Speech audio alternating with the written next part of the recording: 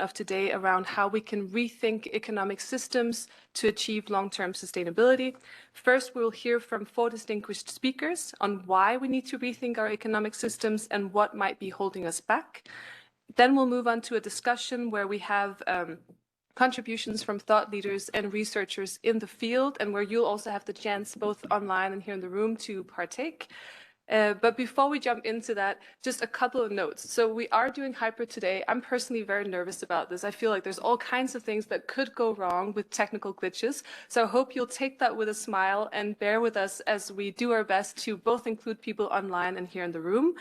I'll also be a very brutal timekeeper because we have a lot of speakers that we want to hear from, and we want to make sure that we really get all of these different perspectives in the conversation. So if I nudge you to shorten your remarks, it's really just out of the generosity for more voices in this room. Finally, the event is recorded, and we'll also be making some short videos and taking photos. If you don't feel comfortable with that, give a wave to my colleague Amani over here, and she'll make sure that you don't feature prominently on these photos or in the video. And then very important, when we listen to our online guests, we have to put these on so we can hear them. And also for the microphones, we can only have one microphone at a time. So please just be careful with turning these on and off. Now, with no further ado, it's my great honor to welcome the Director General of the United Nations Office at Geneva, Tatiana Valovaya, to give opening remarks. Director General, the floor is yours. Thank you very much. And for me, it's really a great pleasure to host you here in the Palais de Nation for this very important event. But I think my opening remarks will be not the remarks of Director General of the United Nations Office in Geneva. It will be remarks of an economist. I am professor of economy, and for the 8 years before coming here, I was a minister of Eurasian Economic Commission, responsible, among other portfolios, for macroeconomy and statistics. And for me, the topic we have to discuss today is crucial, because we are already, well, practically the end of 2023. Just 7 years left for implementing Sustainable Development Goals. And quite often when we are talking about Sustainable Development Goals, we speak only about economic indicators. Yes, each of these Sustainable Development Goals do have indicators, and they are crucial, they are very important. And looking at these indicators, we can really measure the success of our work. And unfortunately, we can say that we are off the track. There are many reasons why we are off the track. COVID is one of them, but just one of them. But for me, and that was from the very beginning, reaching indicators is an absolute necessity.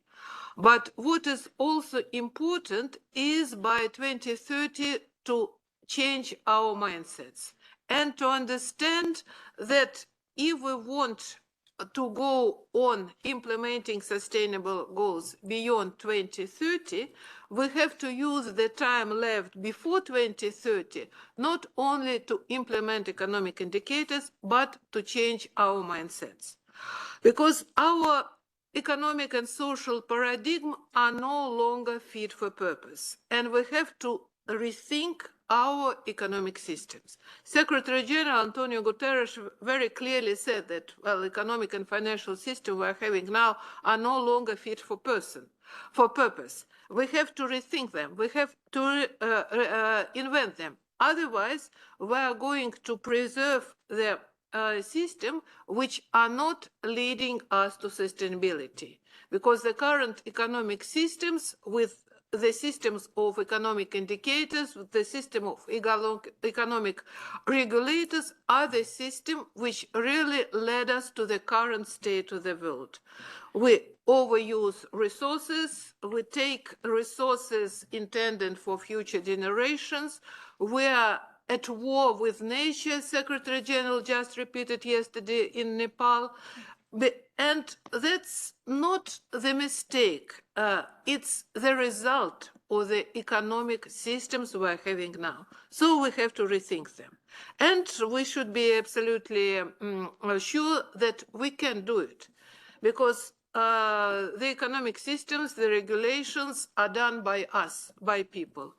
We have to rethink them. The question is the time ripe for that? And that's a very interesting question, because if I say that we, the humans, members of the society, can reimagine economic system, it might be questioned. Why are you so sure that now in the 2023 you can rethink the economic system? I'm sure because the economic system changes, the changes in economic and social paradigm over centuries, over millennia, always were the result of revolutions in science and technology.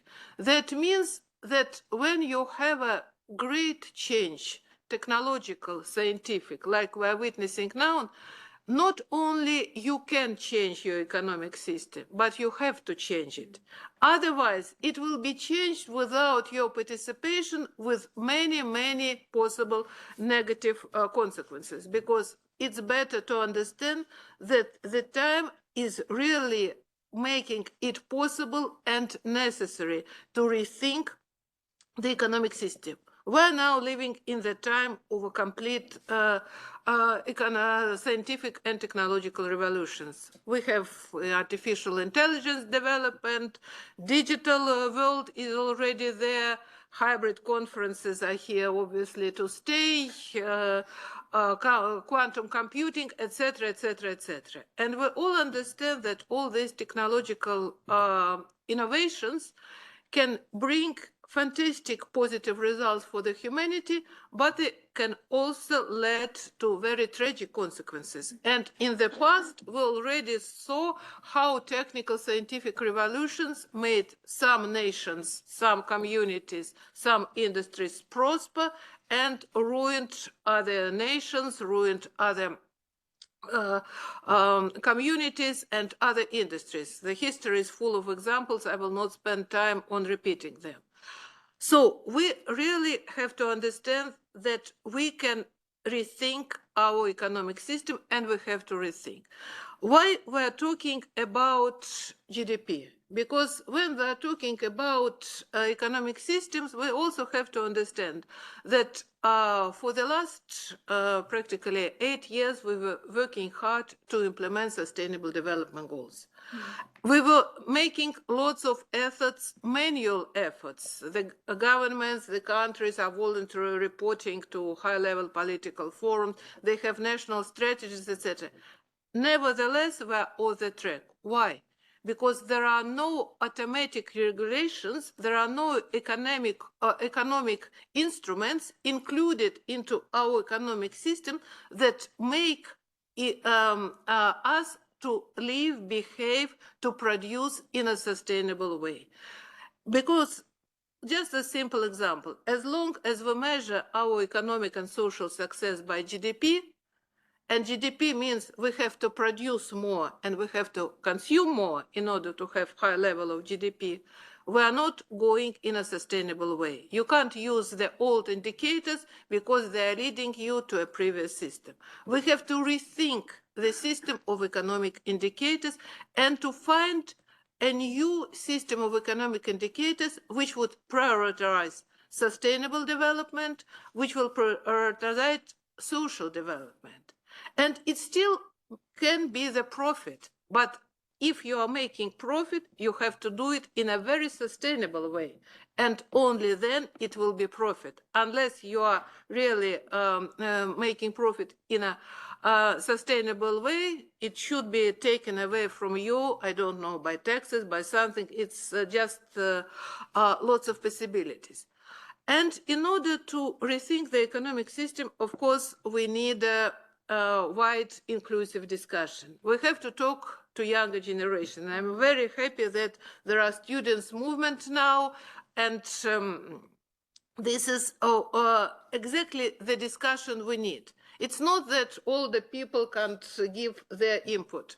My father, who passed away at the age of 91, was maybe the most radical economist I've ever met, and he was criticizing GDP as economic indicator starting end of 60s, and he continued to do it till 2019. So I think that we really need this mix of discussions, fresh view from young people, experience from older generation. But finalizing my remarks, I would like to say that the time is right now. We can change our economic systems and rethink them, but we also have to do, it's an obvious necessity if we want to live in a sustainable way, if we want to develop in a sustainable way beyond 2030. Thank you. Thank you so much, Director General, and I really appreciate the reference that you made also to the Secretary General around it's not the mistake of the economic system, it's a result. So we need to talk about how we design systems for the outcomes that we want. It's now my great pleasure to welcome with us online today Sandrine Dixson-Declève, who's the co-president of Club of Rome and co-convener of the Earth for All Transformational Economics Commission, which actually tomorrow, as I believe it, is launching the Earth for All Action Week. So I encourage you all to put these on so that we can hear Sandrine's remark. Sandrine, over to you. And Davide will be sharing slides with you. Wonderful. Okay, thank you so much. And thank you for the fantastic opening remarks, which allow me to build on them. So if we can maybe switch to my slides, please. What I want to do is to show you some of the key barriers that we're seeing building on what has just been said in terms of the implementation of a new economic model that really shifts away from an extractive economy to a well-being economy and brings us into what we call the 21st century. So what we've tried to do over the last few years is build on our seminal report, The Limits to Growth, but take into consideration the fact that we've gone beyond 6 of the 9 planetary boundaries and integrate the scientific assessment of the Potsdam Institute and so many others that have looked at the planetary boundaries. And bringing that together, both our knowledge of what an extractive economy has done and our very clear recommendations of how we can live within the planetary boundaries, into what we call Earth for All, a survival guide for humanity, based on system dynamic modeling and the stress testing of our Transformational Economics Commission. And I'll also lead you very quickly through our most recent report, SDG for All. So what we've done through both of those reports is to look at what is the alternative future and how can we plan out the alternative future in terms of 2 key scenarios. The too little too late scenario, which is currently following the destructive path. It's today's scenario, an extractive economy that only focuses on productivity and GDP growth, versus the giant leap, which is the second scenario of what if we achieve the fastest economic transformation in history. Next slide, please. If we want to shift from the first to the second scenario, and I don't quite know what's happened in terms of this slide. I think it got a slightly compressed. Oh, no, please go back. Typically, actually, the slide shows that we have 5 key turnarounds. The poverty turnaround, shifting our poverty away from the growing poverty trends that we have seen, looking at how we can transform and accelerate human development in low-income countries, but also reducing poverty within countries. Moving into the empowerment turnaround, which enables us to transform gender power imbalances and empower women to invest in education for all, but also bring women into decision making. Addressing inequality, which again is growing between the global south and the global north, but also within countries, and addressing the key issues of wealth distribution by ensuring that the wealthiest 10% have no more than 40% of national incomes, and then focusing on what I call the underbelly of food and energy, which enable us to survive. But with those 5, what we want to say is that you can thrive, not just survive, by implementing the giant leap. Next, please.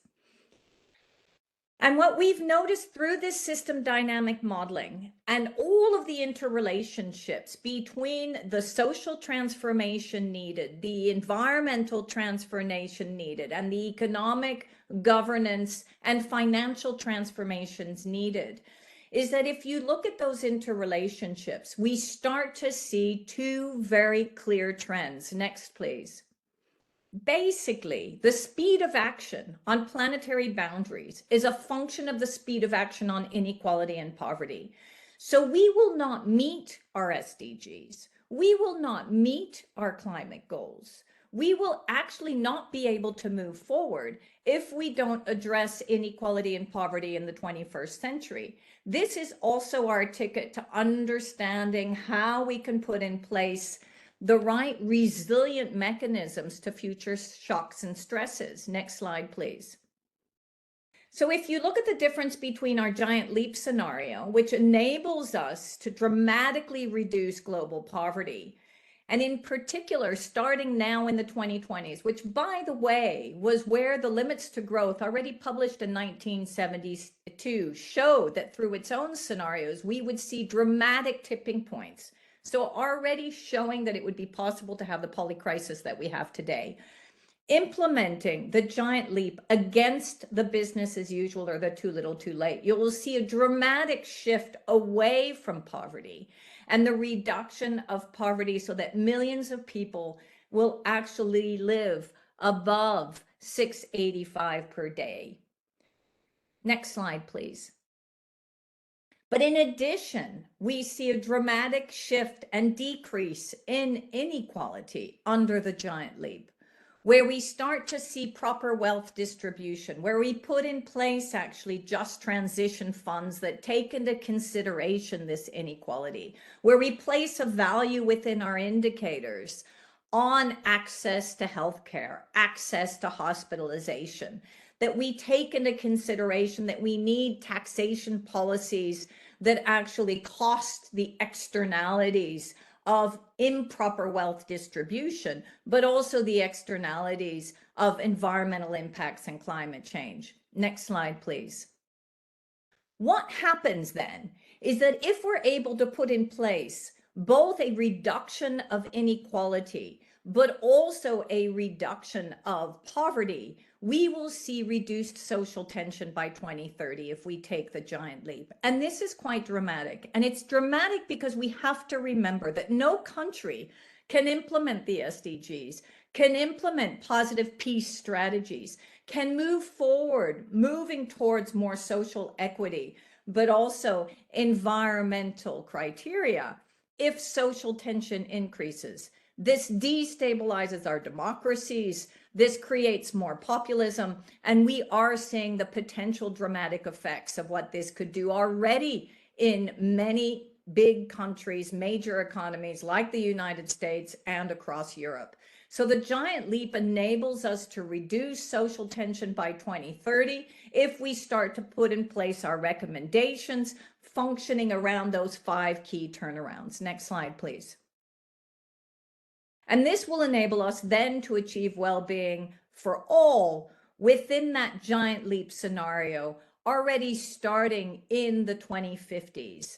But we can see that if we implement today's scenario, the too little too late scenario, with a focus predominantly on technology when we speak about climate change, rather than social equity or true just transitioning, if we do not put in place actually the mechanisms that we need, like debt cancellation or proper SDRs and distribution, rethinking the way in which we engage the global south in our economies, but also shifting again away from an extractive economy to one that actually places what's most essential and values economic indicators that are based on social equity, we will actually not be able to meet our well-being indicators or our well-being objectives.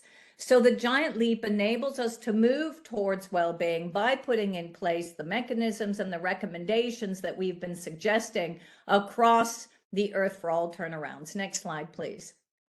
Let me quickly lead you then to how we've translated this into the SDGs in a report that we actually presented to the SG and also the Deputy SG just recently this September, prior to the UN General Assembly, as well as all of the heads of the agencies in New York.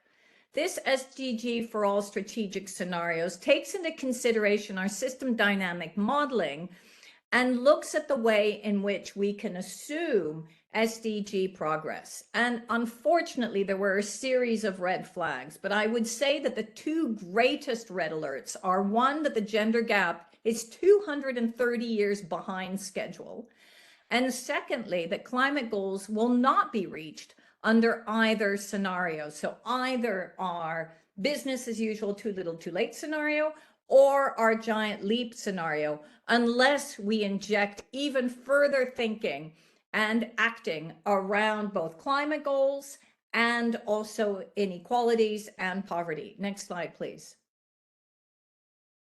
And what we do in this report is that we unpack then some of the greatest SDGs, and we bundle the SDGs together as well as our turnarounds to start to be able to evaluate the thresholds that are within the SDGs, so the high threshold and the low threshold, but also think through what that means in terms of our two scenarios. So you can see that we've evaluated average well-being index, that we've looked at poverty and the fraction of populations living below $685 per day, that we've taken into consideration sustainable cities and communities, and that once again, we've taken into consideration social tension.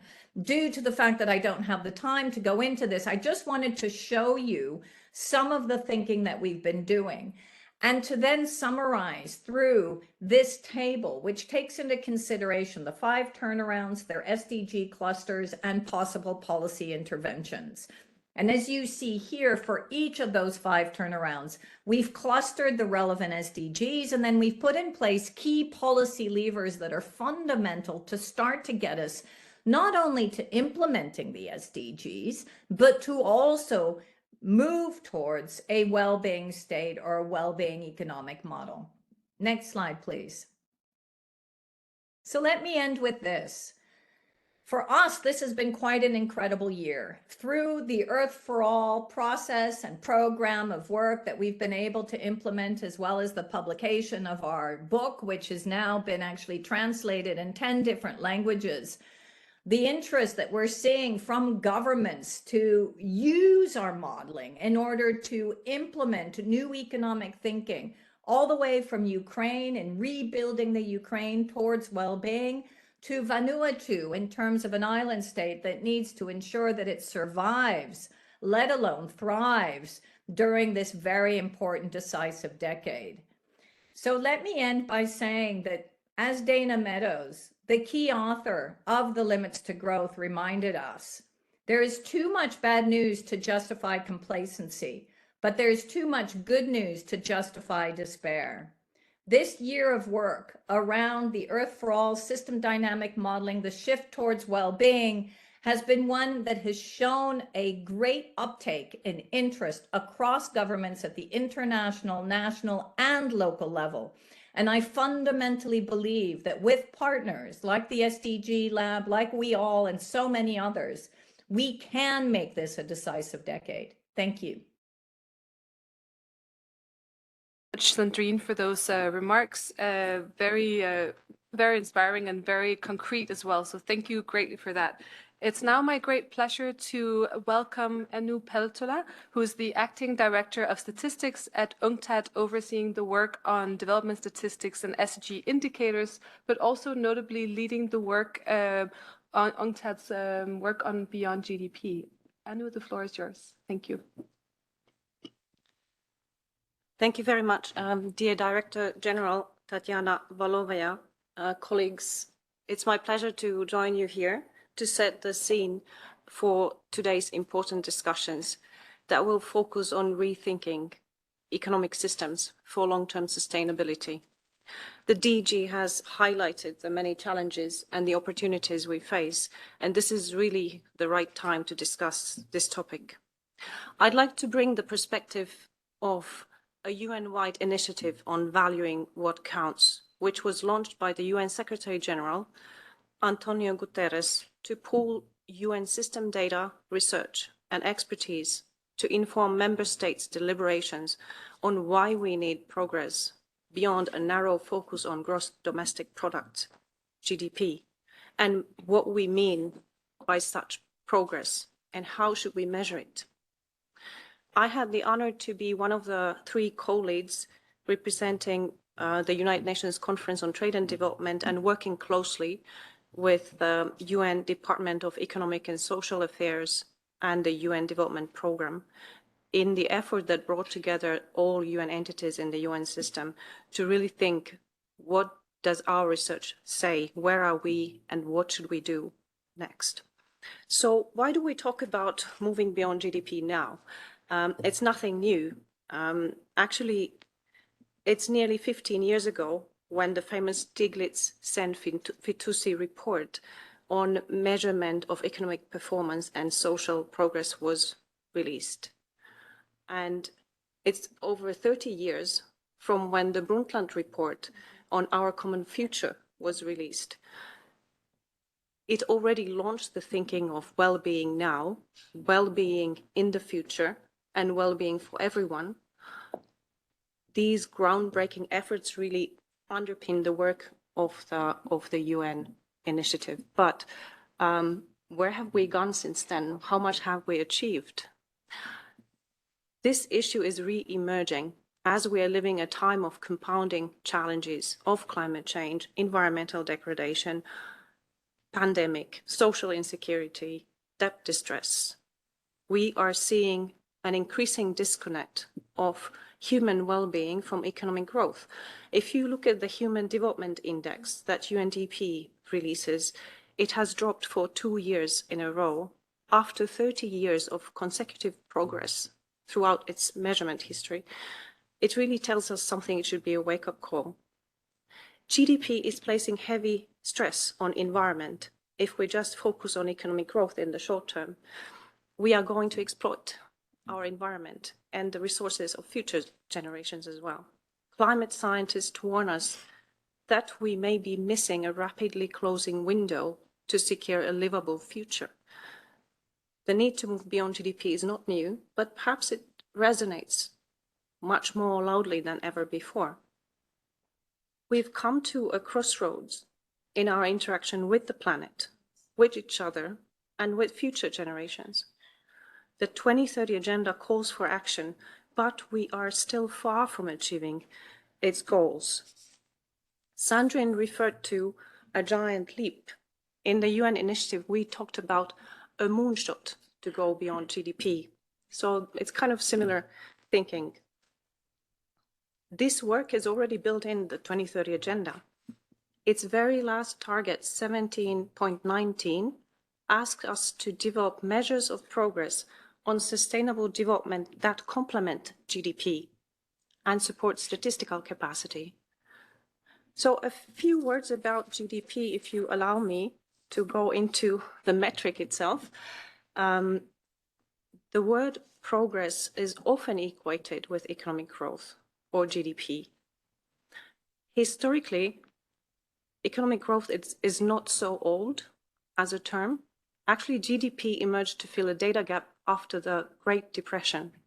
Back then, it was intended to help to reconstruct the economy and was soon widely embraced as a tool for better living standards and to give national economies a measurable identity. The world population was 2.3 billion back then, and now we're at 8 billion. The challenges were quite different. GDP is strong. It sits on the system of national accounts, the SNA, as we call it. It is an aggregate measure of economic activity. The SNA is a global standard. It gives the robustness to GDP. National accountants across countries have been trained to compile country-owned GDP metrics. that are now available almost everywhere in the world. So this is a UN success story. The economy remains to be a key consideration to governments and a priority for statistics. Even the environment is often measured as an asset for production. GDP may grow because of overuse of resources, rebuilding after a disaster, or due to illegal activities. It does not measure the kind of growth we have. It's equality or the conditions growth is generated in, like job safety or fair pay.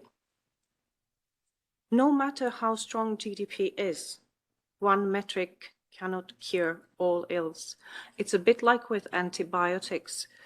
GDP is very powerful, but it has to be used with care and selectively to really ensure that the impact is what we want.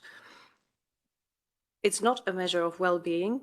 It is not a measure of sustainability or the progress we need to consider today's needs to transform the economic system and pursue inclusive, just, and sustainable societal progress.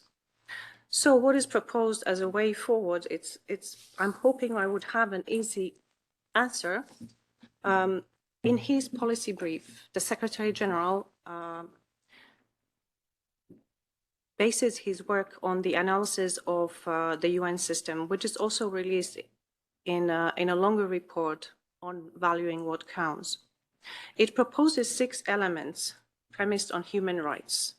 It puts the focus on 3 outcome elements: well-being, equality and solidarity, and respect for life and the planet. So well-being now, well-being in the future, and well-being for everyone.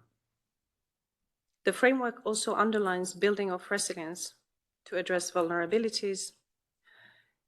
It emphasizes the importance of participatory governance and innovative and ethical economies.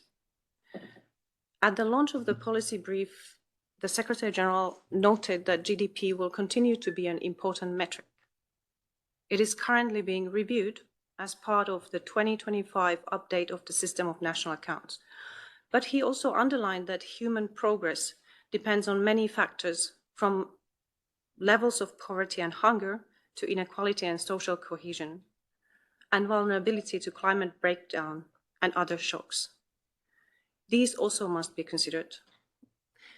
So there are 3 recommendations in the policy brief that I wanted to share with you. First of all, we need a renewed political commitment to move beyond GDP to value what counts for people, the planet, and the future. And this must be anchored in the 2030 agenda and the commitment set out therein to leave no one behind. Secondly, we need a scientific process resulting in a United Nations value dashboard of a limited number of metrics, 10 to 20, that measure progress beyond GDP to complement the economic indicator. To this end, the SG plans to establish a high-level expert group to provide input for member states' deliberations already before the 2024 Summit of the Future. Third, he calls for a major capacity building and resourcing initiative for member states to ensure that all countries can measure progress beyond GDP to inform the pursuit of a fairer, more inclusive and sustainable future. And this effort has to match the effort that we have been undertaking for decades to build capacity on the system of national accounts and the GDP measurement. So I hope these considerations will inspire your discussions on rethinking economic systems and what we understand as progress. The declaration of the high-level political forum on sustainable development from September reaffirms member states' commitment to explore measures of progress on sustainable development that go beyond GDP, to have more inclusive approach to international cooperation. And they also reaffirmed the call to engage in a United Nations-led intergovernmental discussion with all stakeholders. So today we wish to hear from you on what are the determinants and pressure points that must be considered by the future tools. We can build on the 2030 agenda that has spurred unforeseen progress in considering and measuring social and environmental progress. And we need to intensify these efforts to integrate those aspects with economic considerations in all decision making. We have seen a huge number of initiatives and indicators that already go beyond GDP. Potentially one of the challenges is that it's really fractured and there is no common language on how we should measure social and environmental aspect the same way as we have for the system of national accounts. It provides a language for economists, statisticians and policymakers, and it also determines the language for the other measurement of other areas than economy largely. So it's quite a powerful tool. But we need strong metrics to enable more balanced decision making, considering what is relevant for us today. This requires investment in data and capacities, but more than a technical statistical issue, it is a political issue. It is an issue of political will to change. And even if you have the best tools in the world, if there's no will to use them, what do you do with them? UNCTAD was also involved in providing input to the SDG summit this September. We calculated the cost of achieving SDG transitions on energy, education, social protection, inclusive digitalization, and climate change. And we also calculated the cost of achieving gender equality using the SDG indicators that countries report data on. We got similar results as Sandrine highlighted. Also, it's expensive to achieve gender equality, but at the same time, it can unlock progress across many areas of the 2030 agenda. Climate change will remain a challenge, whatever we do, but if we do nothing, we will lose the fight there. So let me just note that GDP shows us that numbers can shape policies and development. I would like to thank the SDG Lab for organizing this important event at this critical time. It's an opportunity to discuss how to reshape our economic systems towards a different paradigm. What should it be made of? What are the aspects that should be captured by metrics of the future? What are the pressure points that decision makers must consider? So I wish you very productive and engaging discussions, and thank you very much again for the invitation. Thank you.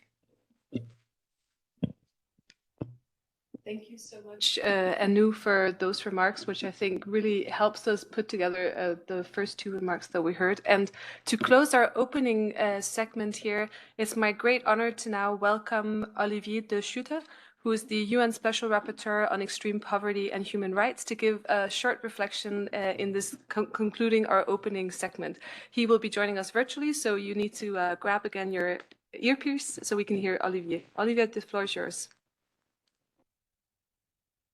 Well, many thanks, Madam Chair, and a very warm welcome to all in this discussion. Many thanks to the SDG Lab for organizing this important conversation. I've been asked to say in a few words how human rights can contribute to moving beyond GDP and providing us the compass we need to redirect the reform of our economic systems. And I would like to make in this regard 4 remarks. The first is that human rights are certainly useful to allow us to reset the priorities.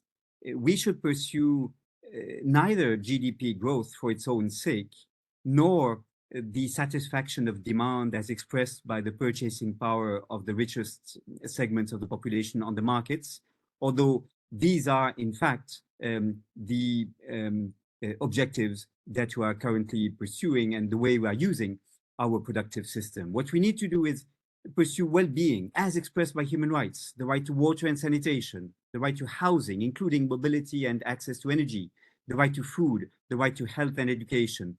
The scarce resources of society should be used not to cater to the desires of the richest groups within society or to desires fueled by the advertising industry, which blurs the distinction between needs and desires, those resources should be used to fulfill the requirements of human rights. And so keeping human rights in mind as the objectives we need to pursue to realize is a way to ensure we use the scarce resources at our disposal for the benefit of what really counts.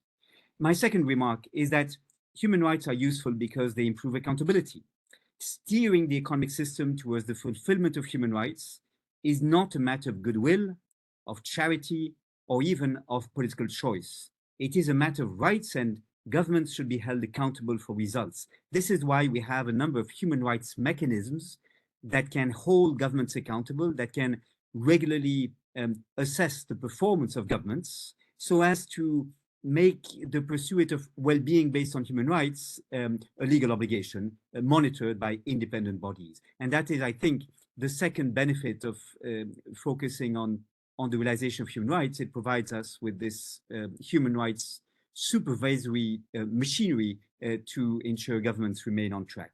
My third remark is that human rights can also favor international cooperation by providing a focal point, an agreed upon framework to guide negotiations between states in a multipolar world with diverging interests, which poses, of course, major collective action problems for the production and preservation of global public goods. Human rights should facilitate the finding of an agreement between countries with in very different conditions, with very different development pathways, but who have all pledged to realize human rights and all parties to the major human rights treaties. That is the third benefit of focusing on human rights.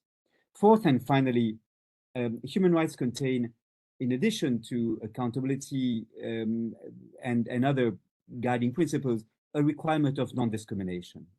And this requirement of non-discrimination is really important to ensure that development, the kind of development we pursue, benefits the most marginalized groups first.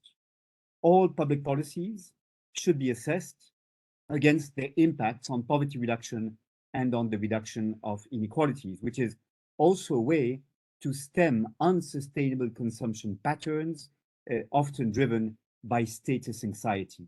In this regard, the requirement of non-discrimination on grounds of property or social origin, in other terms, non-discrimination on grounds of poverty, is a major tool obliging governments to ensure that all public policies are accompanied by impact assessments on poverty and inequality. So these are, in my view, Madam Chair, 4 reasons why human rights can guide us in identifying the kind of well-being we should together seek to achieve and may provide the compass we need to move beyond GDP. Many thanks for allowing me in this conversation, and I look forward to cooperating with you in the future. Thank you. Much for those remarks, very concise and really helping us see how we can also apply the human rights framework as a lens in our discussion today when we talk about going beyond GDP. So I'm aware that this room has been awfully quiet and it will continue to be a lot more going forward, but we want to let you in as well. So before we jump into the discussion part, we want to take a quick poll here in the room. So if you get out your phones, you need to scan the QR code that you see up there. You need to do it fast. There's a pace to this program. There you go. Great. You scan it. And then the question that we have for you, and this is something we're going to be discussing today, and we already heard from our 4 distinguished speakers to begin with, is what is holding us back in the necessary transformation towards an economy that supports people and planet. Now, I hope you all have the QR code. For you, those of you who are online, we'll drop the link in the chat so you can continue to fill this in, and we'll get back to it after the end of the discussion. So with that, I want to conclude the opening segment, which I think did a really good job of introducing some of the key ideas, both to why we need to rethink our economic system, but maybe also already hinting at some of the things that are holding us back. So moving on to the first part of the discussion, we really want to discuss with you the structural aspects that can either drive or hinder this transformation of the economic system. So as a colleague of mine who's been working in this field for 40 years said to me the other day, he said, you know, there's all of these approaches. I've been working on this for 40 years. why aren't we seeing a change? Like, why isn't this happening? He said, that's the most interesting question that you can bring up. So this is where we'll start. And it's my great pleasure to have three people with us today who will contribute both online and in the room. And we're going to kick it off with Amanda Yanou, who is Economics and Policy Lead from the Wellbeing Economy Alliance, which is a global collaboration of more than 400 organizations questioning the status quo of our economy. Amanda will be online, so if you pick up your earpiece again, Amanda, over to you. Thank you so much. Absolutely thrilled to be here. So prior to working at WeAll, I worked for the UN as an economic policy expert. And so it's really wonderful to see the coming together of these various worlds. And I think from my experience working at the Wellbeing Economy Alliance, I think one of the things that's very clear is that the Beyond GDP movement, which once felt kind of fringe, is now fairly mainstreamed. And so the OECD, over half of the countries have some sort of well-being indicators. And if we consider the SDGs, we could say that really pretty much every country in the world has moved beyond GDP in some way by developing indicators to really evaluate social and environmental dimensions of progress. But the issue is that they often get stuck there. And so they're unable to make sense of these sort of multidimensional indicators to inform really new and transformative strategy and policy design approaches. And so looking at the experiences of the countries around the world and also of the wellbeing economy movement, I'd sort of argue for three major pressure points, which I think really fit quite nicely with what Anu was saying as well, around one, the real importance of governance reforms really centered in participatory process, two, the downgrading of the economy, and three, really a challenging and reversal of some of the dominant development logic, which really animates this space. And so around the first point, and this is sort of to the point around political will, but also the realization that we have the wellbeing economy governments, for example, and all of them have developed alternative indicators to GDP. But it's really Wales who stands out to me because they really committed to going through a participatory process of asking their citizens, what kind of Wales do you want to leave for your children and grandchildren? And on the basis of those responses, they developed 7 well-being goals that actually became enshrined in law, so that they were committed and required to work towards the achievement of those longer term goals. But what's really important here is that that law didn't just include the 7 well-being sort of domains and goals, but critically identified different ways of working. So it was about breaking down silos so that all agencies had to work collectively towards the achievement of those 7 goals, and really critically about transforming the understanding of the purpose of government so that it's not just here to grow the economy, take some of the taxes so you can fix some of the damages that were done to people and planet in the process, but actually work to be preventative of those crises in the first place by moving upstream and identifying the kind of regenerative and equitable economic systems and practices that are going to deliver on your higher level goals in the first place. And I think this really leads me to the next point, which is one of the challenge that I'm seeing in a lot of governments is that they are tending to elevate social and environmental considerations to the level of the economic, right? That more traditional sustainable development Venn diagram kind of image, but the reality is that they're not commensurate. And so the economy is just a word for the way we produce and provide for one another. It's a means, it's a method by which we improve our quality of life. But we've elevated the economy, and particularly economic growth, above all else for so long that we've internalized this economic logic that even when we're speaking about health, for example, we feel the need to make the case for why health is good for the economy, rather than feeling like we can swap that burden of proof and ask, how would we evaluate the economy in terms of its contribution to our health? So even when we're talking about this revisiting of the system of national accounts and beyond GDP, a lot of what I notice is that there tends to be a reinforcement of this sort of market logic of, okay, so we need to value the environment, so let's put a financial price on it. But I think the real sort of innovations of the future are going to be about taking social and environmental goals in their own relevant units and then really disaggregating economic data so that we can identify which aspects of the economy are positively and negatively contributing. Because as long as we treat GDP as an aggregate index or talk about beyond growth, we're losing the question of what do we want to grow and why. And so I think that there's a lot of space, particularly from an indicator sort of realm where we're seeing gender and green budgeting, sort of revivals of industrial policy, a lot of different initiatives that are helping us to quantify the areas of the economy that we think we want to grow and which ones activities and behaviors we need to decline. But the reality is that data is great, but even when you see climate assemblies like the one in Spain that happened recently, what they illustrate is that when you start with environmental goals, people just intuitively understand that it's the economic system that needs to be transformed. And the types of strategies and proposals that they came up with were all around regeneratives and circular economy, green building, etc., because they recognize that the economy is a means by which you're going to achieve those social and environmental goals. And then last, but really certainly not least, I think all of the suggestions above are really centered in our belief that what we're talking about is not a well-being economy, but well-being economies. Because if the economy is the way we produce and provide for one another, then clearly the system is going to be influenced by our unique goals, values, geographies, histories, politics, etc. And so there isn't a one-size-fits-all or one like perfect economic system waiting to be imposed. But I recognize that as the UN, you need to find globally and internationally comparable indicators. And so the thing I would say and ask for is that most of the time, these initiatives tend to reinforce a particular development paradigm that views the rich world as developed, and therefore those solutions will be found in those areas. But I think what's clear to me, especially being from the US, is that we have a lot more to learn than we do to teach about how to live a good life in balance with our natural environment.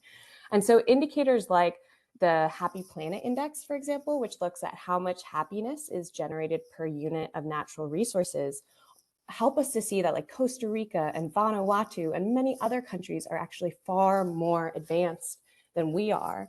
And so if we think about a new set of indicators, I think we need to be really strategic about identifying ones that are going to humble the rich world and illustrate that we're the problem, that it's our economic systems that really need to be transformed, and that we have so much to learn from the systems and wisdoms held in the majority world about how to live in harmony and balance with ourselves, others, and all life on this planet. Thanks. Thank you. Thank you so much. Oh, let's see, am I on? Yes. Good. Thank you so much, Amanda. I think this was really music to our ears. I know it's you brought up values, which is one of the things that we've been discussing a lot at the SDG Lab, and I know that will come up later in the discussion. I know that you might have to leave at some point. Feel free to jump out when you have to, but I appreciate you taking the time to being here with us today and all the points you just shared. I now want to turn to a speaker in the room. So with us, we have Paul Ladd, who's Director of UN Research Institute for Social Development. And I'm going to ask you if you'd also share a few words around what pressure points you see in terms of either hindering or driving transformation of our economy. Over to you. Okay, thank you very much, and thank you also for having me in this meeting. So I think the approach I want to take is not to repeat what we've heard already. The diagnosis is very clear. We have an economic system or set of systems which are leading us towards unsustainability, inequalities, environmental breakdown, and societal stress and pressures. That much is very, very, very clear.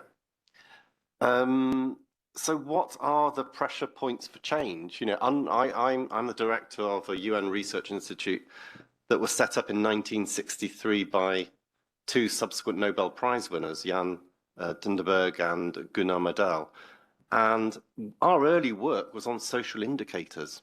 So, you know, so before the reports in the 90s, at the same time as Tatiana's father was also talking about beyond GDP, there was all this growing body of work which pointed to the flaws in putting our economic systems at the top of the pyramid. I think what Amanda was talking about just now, having a system where natural resources and people serve an economy rather than inverting that normative hierarchy and having the economy as serving people and protecting the planet. So why can't we do anything about it? And, you know, as ever, the answer lies in politics, really. It lies partly in measurement, but it also lies in culture and what we've been encouraged to do in the last several decades. Now, the re-emergence of neoliberalism at the beginning of the 1980s, it wasn't the first time it had occurred in that century, was as a result of a sense in the 1970s that the inflationary pressures, that the oil shocks were a cause of too much state intervention. So you had this very conservative-leaning right-wing movement, resourced by many economists at the time, Milton Friedman, who talked about having a purer sense of economics with less state intervention, more privatization. And they had access, these economists, to two very, very powerful political leaders, Margaret Thatcher and Ronald Reagan, economies which were more important relatively even than they are now. And we're able to seed those policies, not just through those two economies, but also in the institutions in which those two governments had strong power and influence, the World Bank, the IMF, other regional institutions. So you had this cultural shift into neoliberalism that was a result of a small cadre of what they saw themselves as very pure economists. Now, in the movement that many of the speakers here are in already, quite a fragmented movement, as they also said, for the well-being economy, we're not there yet. We don't have that access, we don't have that power, we don't have that influence. And in short, we have a very short-term political system, now increasingly misled by misinformation, and a world which is clearly not supporting our ends. So I think having very smart political strategies to influence leaders, I wanted to type weak political leadership in my answer, but it was too long apparently. But you know, that is, we need that same level of access to change people's values and change people's minds about what we value. More practically, I wanted to talk about one of the obvious answers to pressure points is crises. UNRIS published a report last year called The Crises of Inequalities, which ultimately argued that it was the way that we incentivize and govern our economic systems that inevitably leads us towards, built in, as Trine said, towards unsustainability and inequality.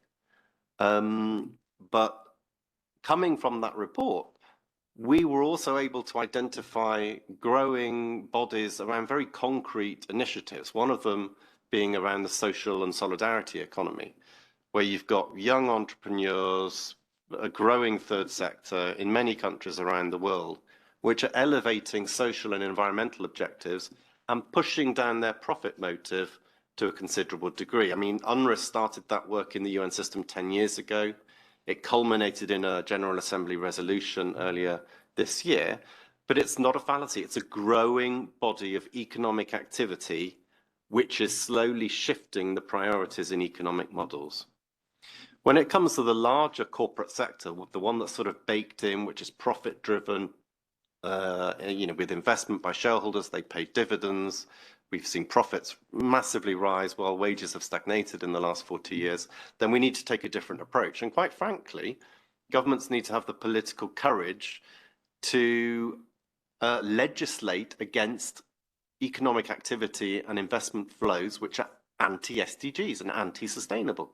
So you can't talk about sustainability and the well-being economy when so much money is going into still subsidizing unsustainable activities. So continuing to explore for fossil fuels, the incorrect use of application of subsidies for fisheries in agriculture, etc.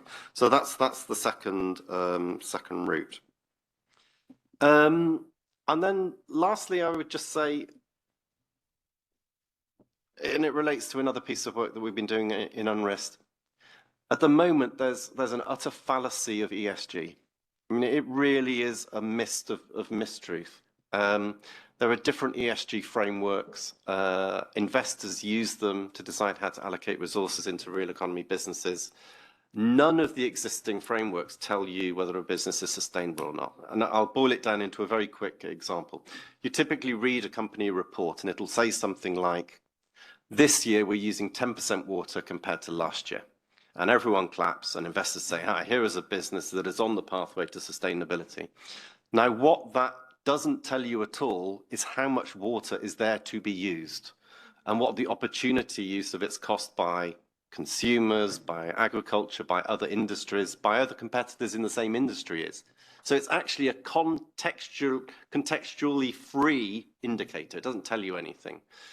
And it was when the GRI, the Global Reporting Initiative, was set up at the turn of the century, it was meant to be context specific so that businesses knew whether they were sustainable or not. And the big leap that we've got to make in ESG reporting will be to make reporting context specific. And we have a whole body of work with the management consultancies, with GRI, with partners around the world on measuring corporate behavior and whether it's really sustainable or not.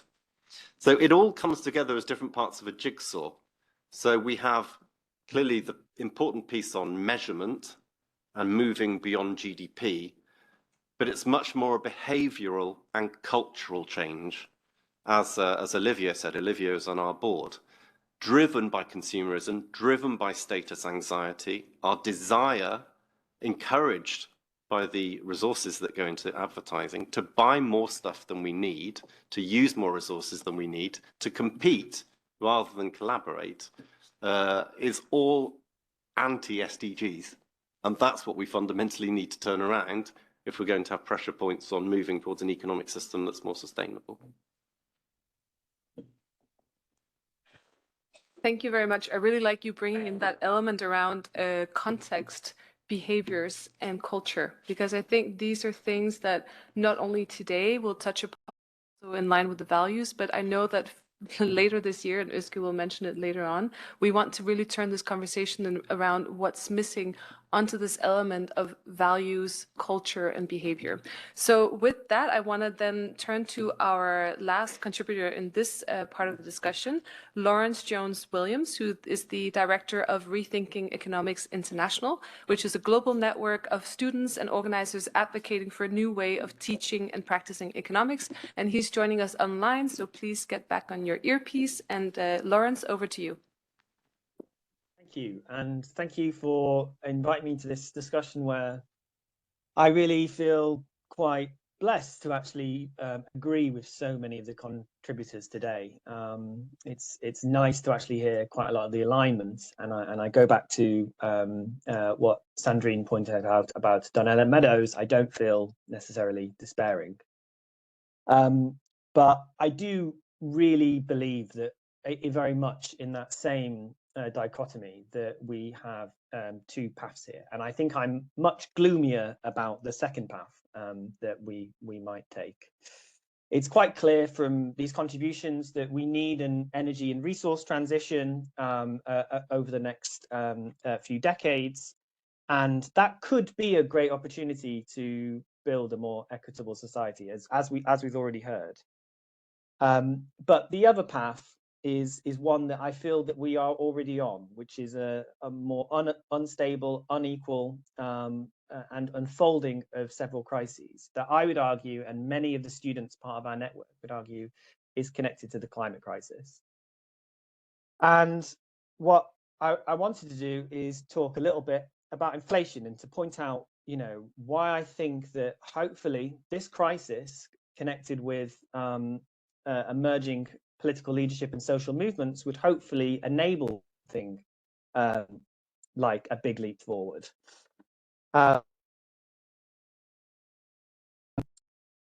Inflation, inflationary spikes around the world, and we can talk about exactly what the causes of that were. But climate change has had a significant effect on it and will continue to. So there was the war in Ukraine, which led to increased shipping costs, which also contributed by COVID. And actually, pandemics is one of the things which it's been said is going to be increased as the climate change gets worse.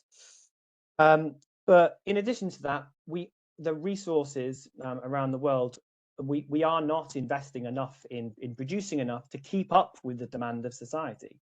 There were semiconductor shortages in the last 2 years, and that was due to the droughts in Taiwan, also contributed by COVID, leading many people to move online. And there was a discussion before about the technology helping us revolutionize society, but the limits on the resources that we have and the energy we have to revolutionize society are becoming quite clear. But not only that, to keep up with energy demands, we need to, as was mentioned, triple our investments in renewables, and at the same time, there is actually a curbing of investments in fossil fuels. So the strain on resources, it definitely suggests that there may be more inflationary spikes in the future. But not only that, it will lead to more natural disasters, more strains on agriculture, energy, maybe shifting the supply chains even further. Those shortages in energy resources will absolutely contribute to more geopolitical crises and strains in society. And interestingly, as Isabella Weber from UMass Amherst pointed out recently, inflationary spikes are redistributive. And that's why I want to talk about inflation, because actually what we've seen in the last couple of years is a redistribution of wealth from one part of society to another. And that has not been a fair redistribution. And the redistributive effects of inflation is largely down to who has power in the system to benefit from that inflationary spike.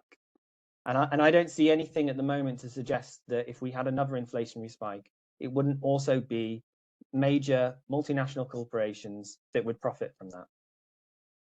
And so the path that we're on currently, an unstable society, climate crisis, worsening natural disasters, only suggests at the moment that a small number of people and very wealthy are going to benefit from that. And so there requires a huge restructuring of society and governments to be able to do that. Now, what I think is really interesting about inflation is that actually in the US recently, there was some jubilation about core inflation coming down and narrowly missing out on recession. And I think it's really great that we're talking about how we measure these things, because core inflation is measured without food and energy. And recession is broadly, crudely measured as 2/4 of negative GDP growth. Now, for those of us that go to a supermarket or use a car or petrol or any form of energy, those two measures are not exactly making us feel that we're having a much better state of affairs. The cost of living crisis that has emerged out of the last couple of years remains the same. And these measures of that we've narrowly missed a recession or that core inflation is coming down do not suggest that we have goals towards a more healthy, sustainable society. So I really just want to add my support to the calls to move beyond those types of goals. And absolutely, and I think there's been some mention of it, but I also do want to say that I think we need to start thinking a bit more about resilience, because actually, if we're going through a real transitionary period, then we really need to be thinking about resilience to limit the harm to people and the natural world. But I would also make one further call that for us, the pressure points in society and how to change society, Rethinking Economics takes the position that we need social movements. We need educated and organized social movements demanding change from strong political leadership in governments. Now, we don't spend too much time investing in strong political leadership in governments. That's the other organizations' role. But what I would say is that for us, Rethinking Economics, what we see time and time again is there is a massive lack of investment in new economic ideas, research, and the education that is being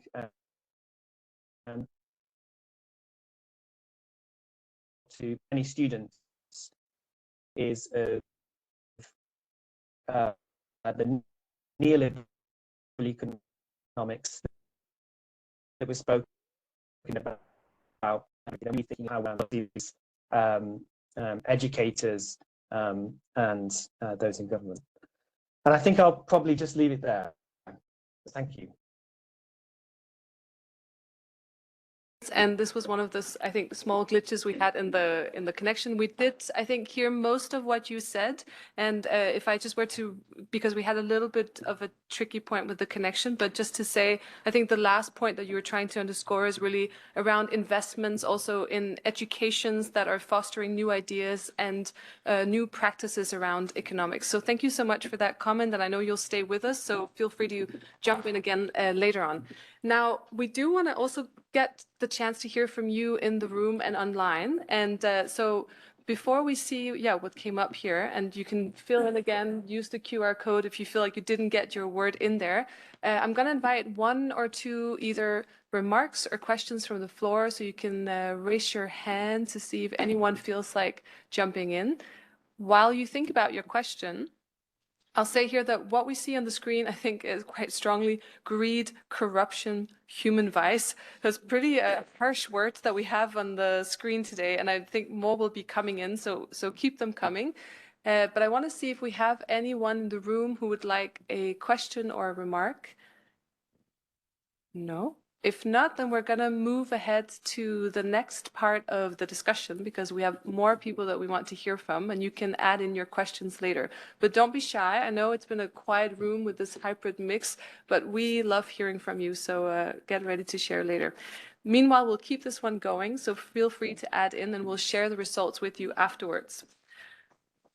So moving on to part two of the discussion, we want to talk about and build on the discussion around pressure points. So we already heard from several, we just heard from Lawrence around the need to build more resilient systems, which I think is an excellent way to segue into this next part of the discussion.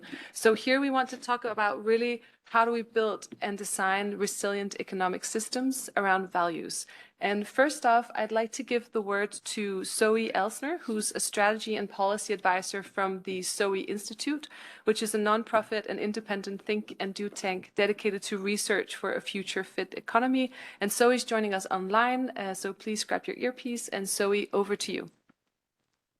Hi, thank you. I will try and share some slides. I hope that it works.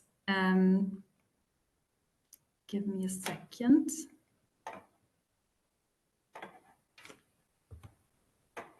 Does that work?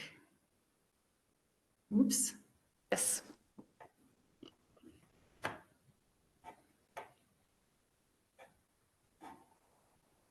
Okay, great.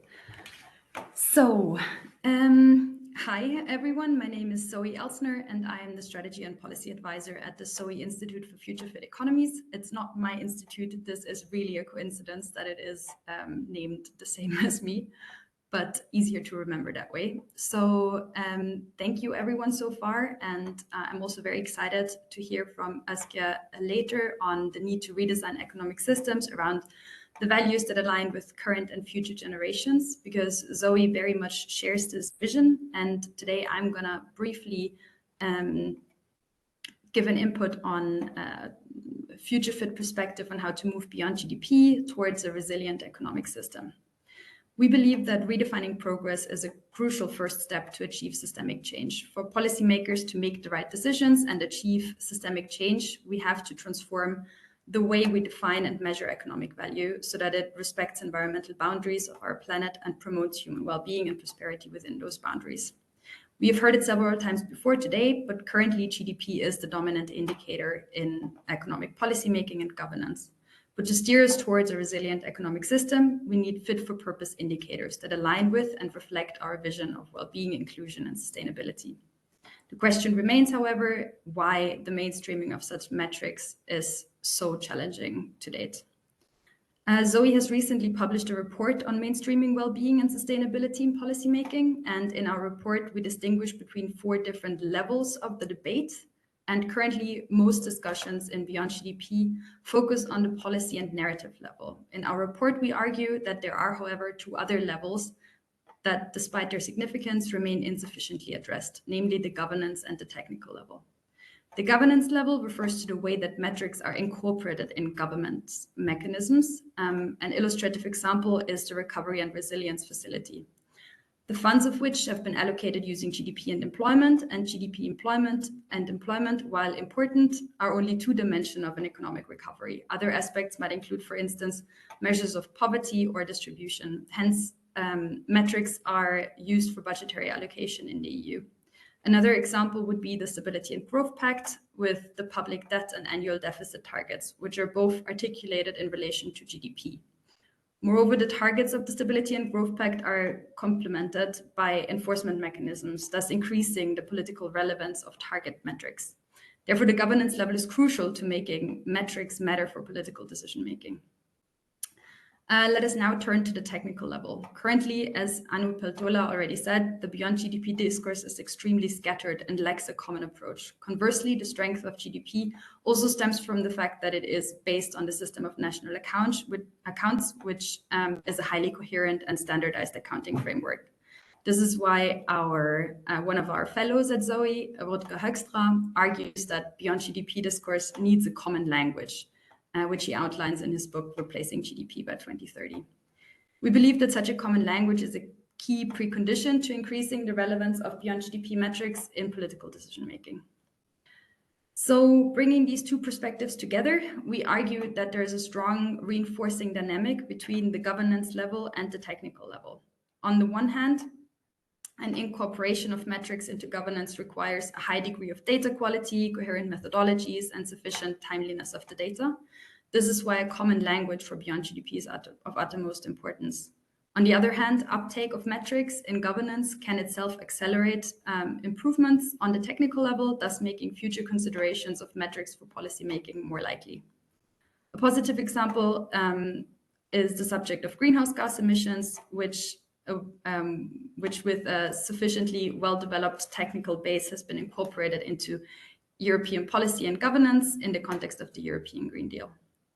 So we have positive and negative feedback loops that inhibit the mainstreaming of well-being and sustainability metrics. Unfortunately, I don't really have time to go into these in depth, but I have linked our report here with this QR code, so you can look it up more in depth.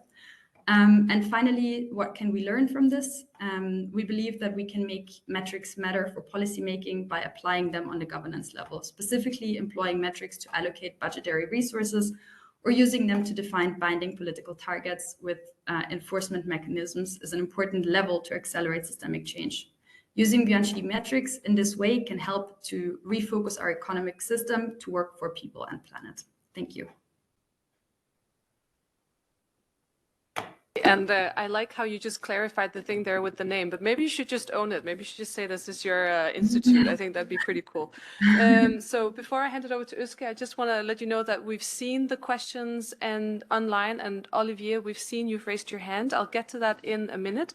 But now I'd like to invite our director of the SDG Lab, Uske, who you've heard from briefly, to share a couple of reflections on the thinking at the SDG Lab on how we need to redesign systems around values, not just economic, also political, but I think today we'll stick with the economic. Uske, over to you. Thank you so much, Trine. And actually, I realized I didn't even introduce myself at the beginning. I was a bit nervous, so but now you know who I am.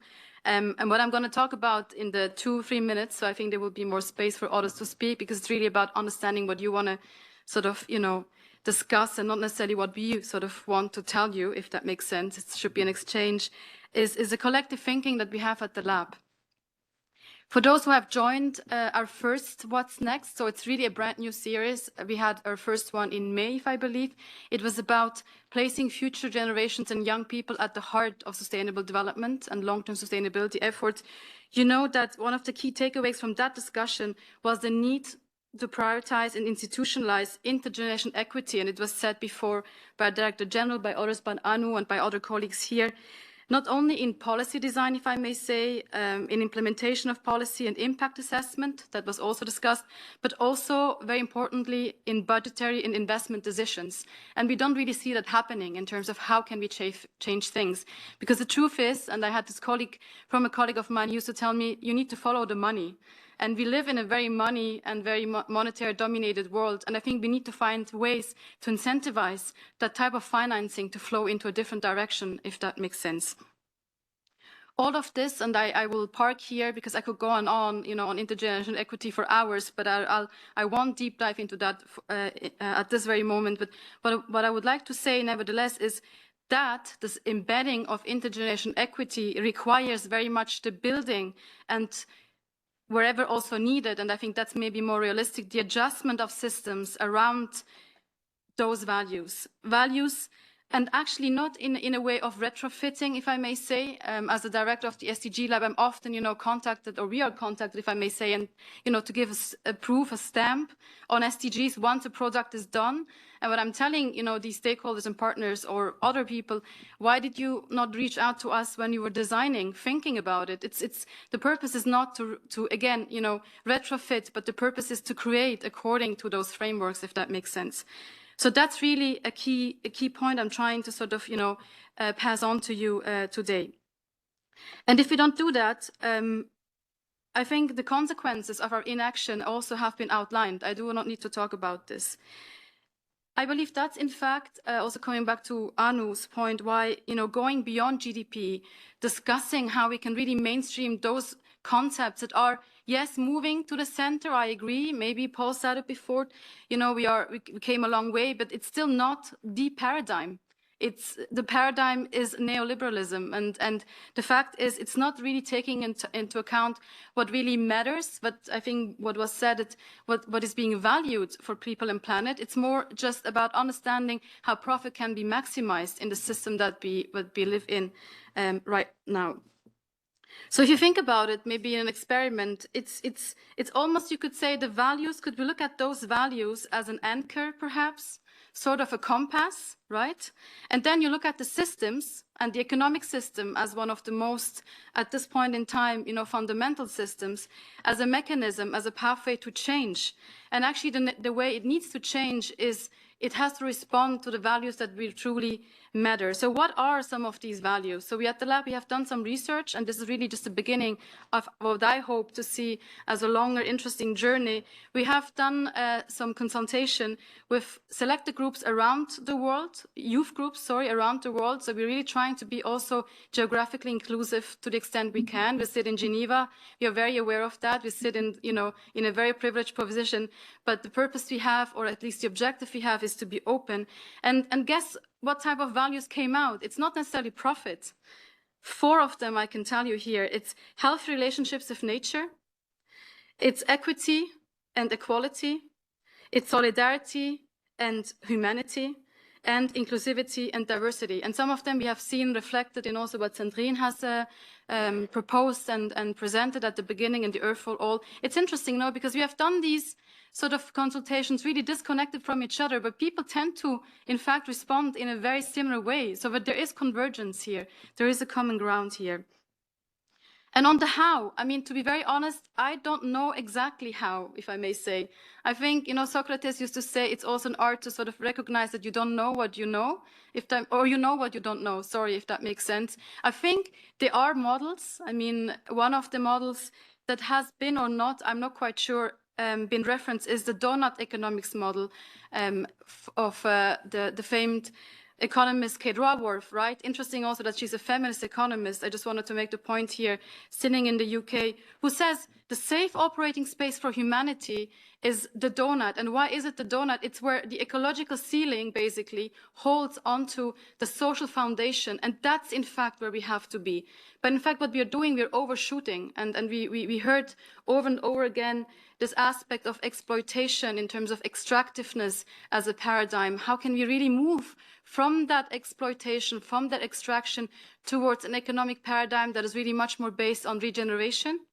And colleagues said it from the well-being economy on and others, of course, redistribution. And I just want to maybe close at this point in terms of the thinking. Obviously, I mean, our systems are not responding to all of this. Otherwise, we wouldn't be sitting here together and talking about these issues. The question is, how can we become a movement that is really much more mainstream? I've worked for the United Nations for quite some time. I'm actually very honored and proud. There are many things I'm maybe not so proud about or of, but I'm really proud that this topic of GDP and beyond GDP and thinking in alternative means has really picked up the attention of our SG, and that we as an institution at least, we are pushing for it. And it's really an invitation to join forces on that.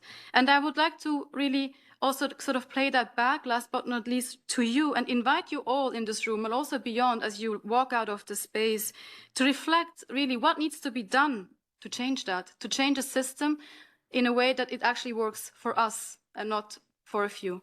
Thank you. Thank you very much, Özge, for those remarks. And I know that some of you have attended previous events and will also speak about what's to come later on. I want to recognize some of the comments that we have and questions online. And then I know that Olivier and Sandrine has asked for the word. So I'll start by saying that we have Dr. Catherine Ferrier, who says, changing mindsets, cultures, and behaviors, easier said than done. Governments and CEOs won't adopt measures against corporate interests. Think about Emmanuel Faber of Danone. So I think this is a reflection on what we've been discussing. Then we have a question from Ashley Sia. Forgive me if I'm mispronouncing the names here. Which goes, how do you see the correlation between unemployment and economic growth that is holding governments back?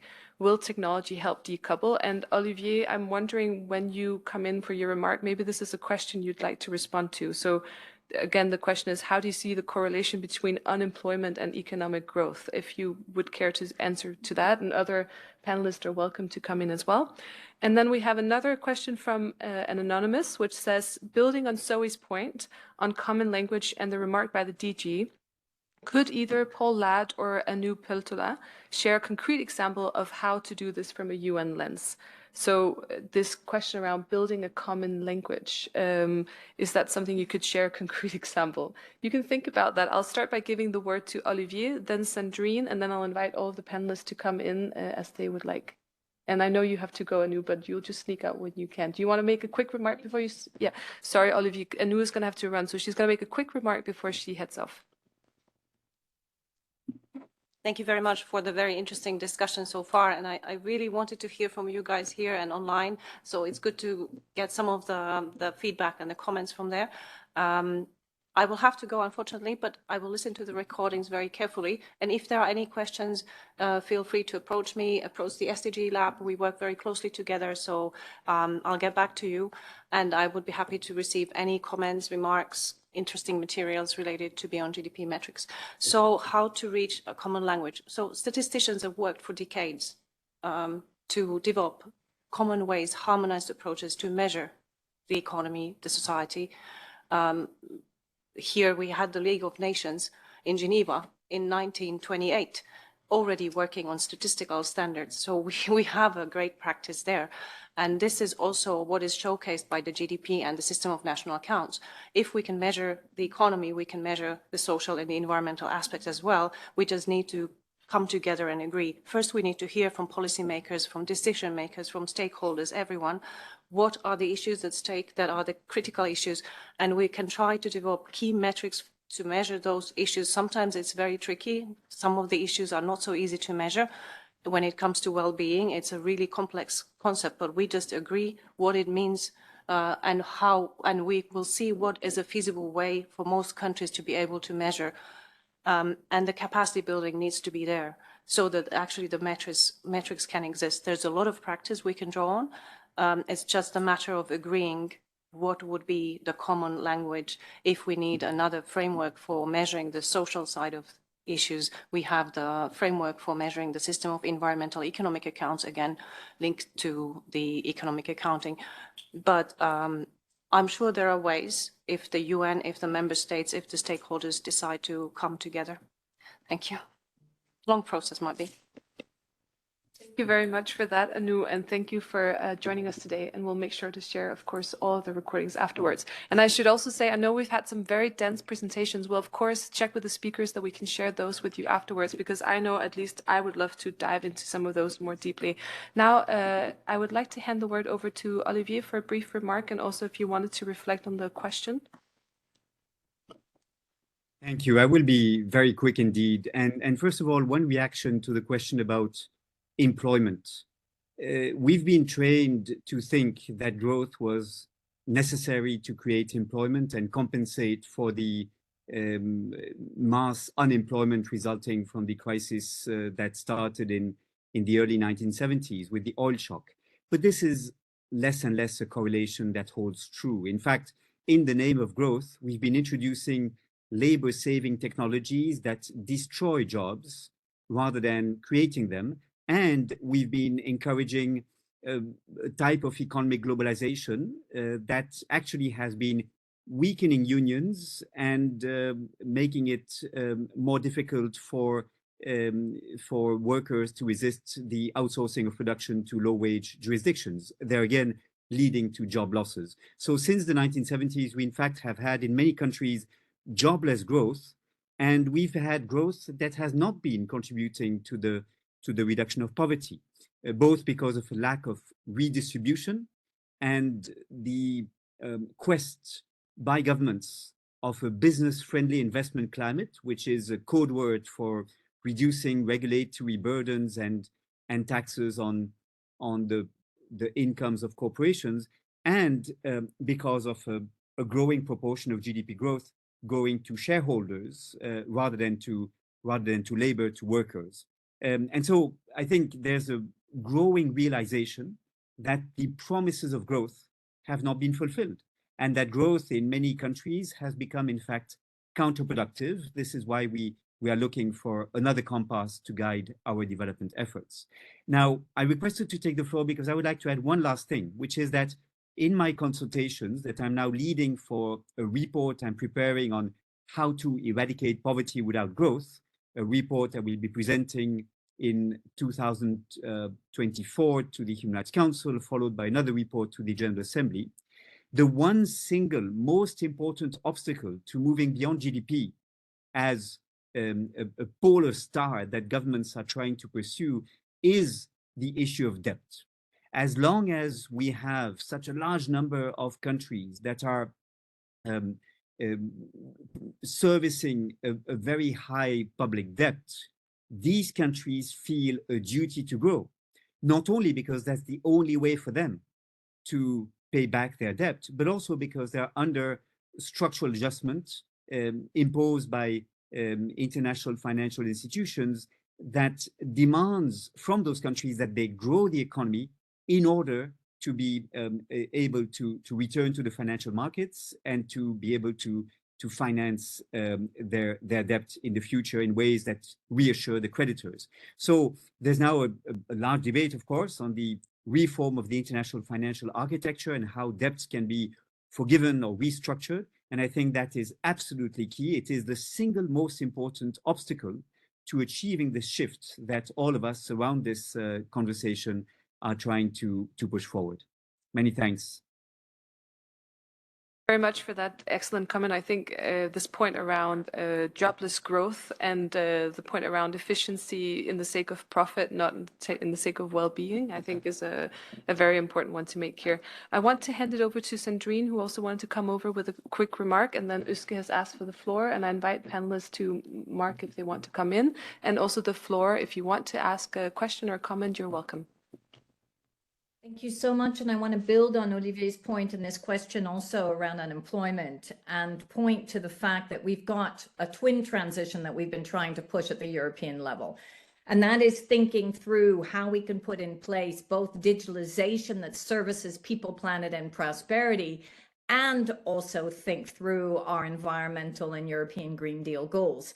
And I think that needs to resonate across the board in terms of the way in which we look at indicators in our future economy. Because Olivier is absolutely right. I mean, what we have fostered is a shareholder premise economy, an over-financialized economy, where actually there's a total disconnect now between the real economy and employment and actually shareholder profit. And so that needs to be shifted. And the only way structurally to shift that is to get away from productivity, is to start to put in place First of all, costing externalities, but also the right indicators that place a value on what's most important. So I wanted to just quickly point out Osge's great question and also comment around needing a compass and the work that former commissioner and I, Janusz Potočnik, did around developing a policy compass for the European Union, where we have 10 key principles that have to be integrated across all policy decisions, moving from redefining prosperity to redefining natural resource use, progress, metrics, competitiveness, incentives, consumption, finance, governance, and leadership. And the reason I bring this up is that as we think about new indicators and as we think about shifting our economic system, we have to, and exactly as was just said by Olivier, taking into consideration debt, for example, we have to think about our financial architecture. We have to think about our policy and our governance structures. And within all of that, there are unbelievable systems thinkers, whether it be across the organization that I'm honored to lead, but also many others, that we need to work together in order to come forward with a narrative that builds on all of this. I'll close with this. We are in the midst of a polycrisis that many of us believe is going to turn into a permacrisis. And yet we know right now that incumbents and those that hold the power are anchoring themselves deeply into the existing economy. So if we do not work together to ensure that at the international level, we integrate new thinking around GDP, and we bring that into our international financial architecture, as I just indicated, but also then work with regional infrastructures, such as, for example, the European Union, that's currently also thinking through new indicators, we will not make it. So I'm putting out a plea to the SDG Lab and to all of the representatives from the agencies that are sitting in the room today to collectively come together to think through how we build a strong enough narrative to really get through all of the noise around the existing indicators that we have and the pushback that we know we will continue to have as we move forward. Point, Sandrine, and I think it's interesting. I think Amanda might have just joined us again from the Wellbeing Economy Alliance. So if she's back online, maybe this will be of interest to you as well, because I think this question around the plurality versus a stronger coming together. So we, on the one hand, we believe in the plurality of approaches, but we also need a more strategic guiding approach for all of us to come together. So we take that plea on us.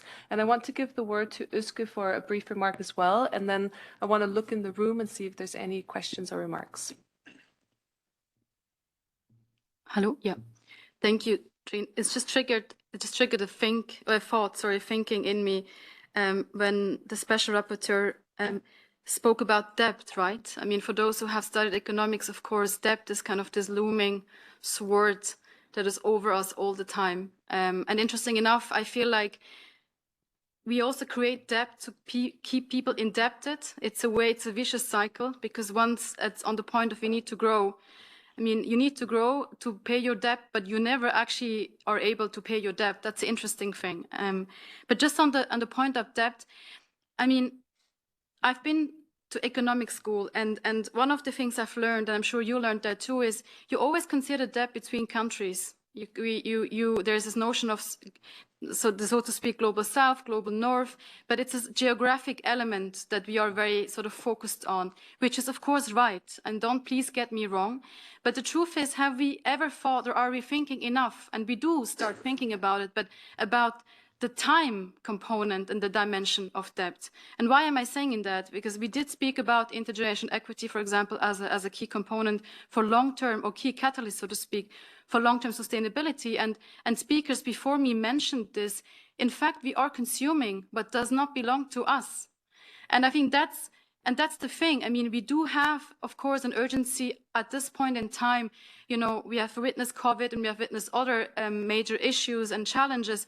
But the truth is, the waves of crises, they're just going to grow. And we are operating, I think, on a model that is very much focused on the short term.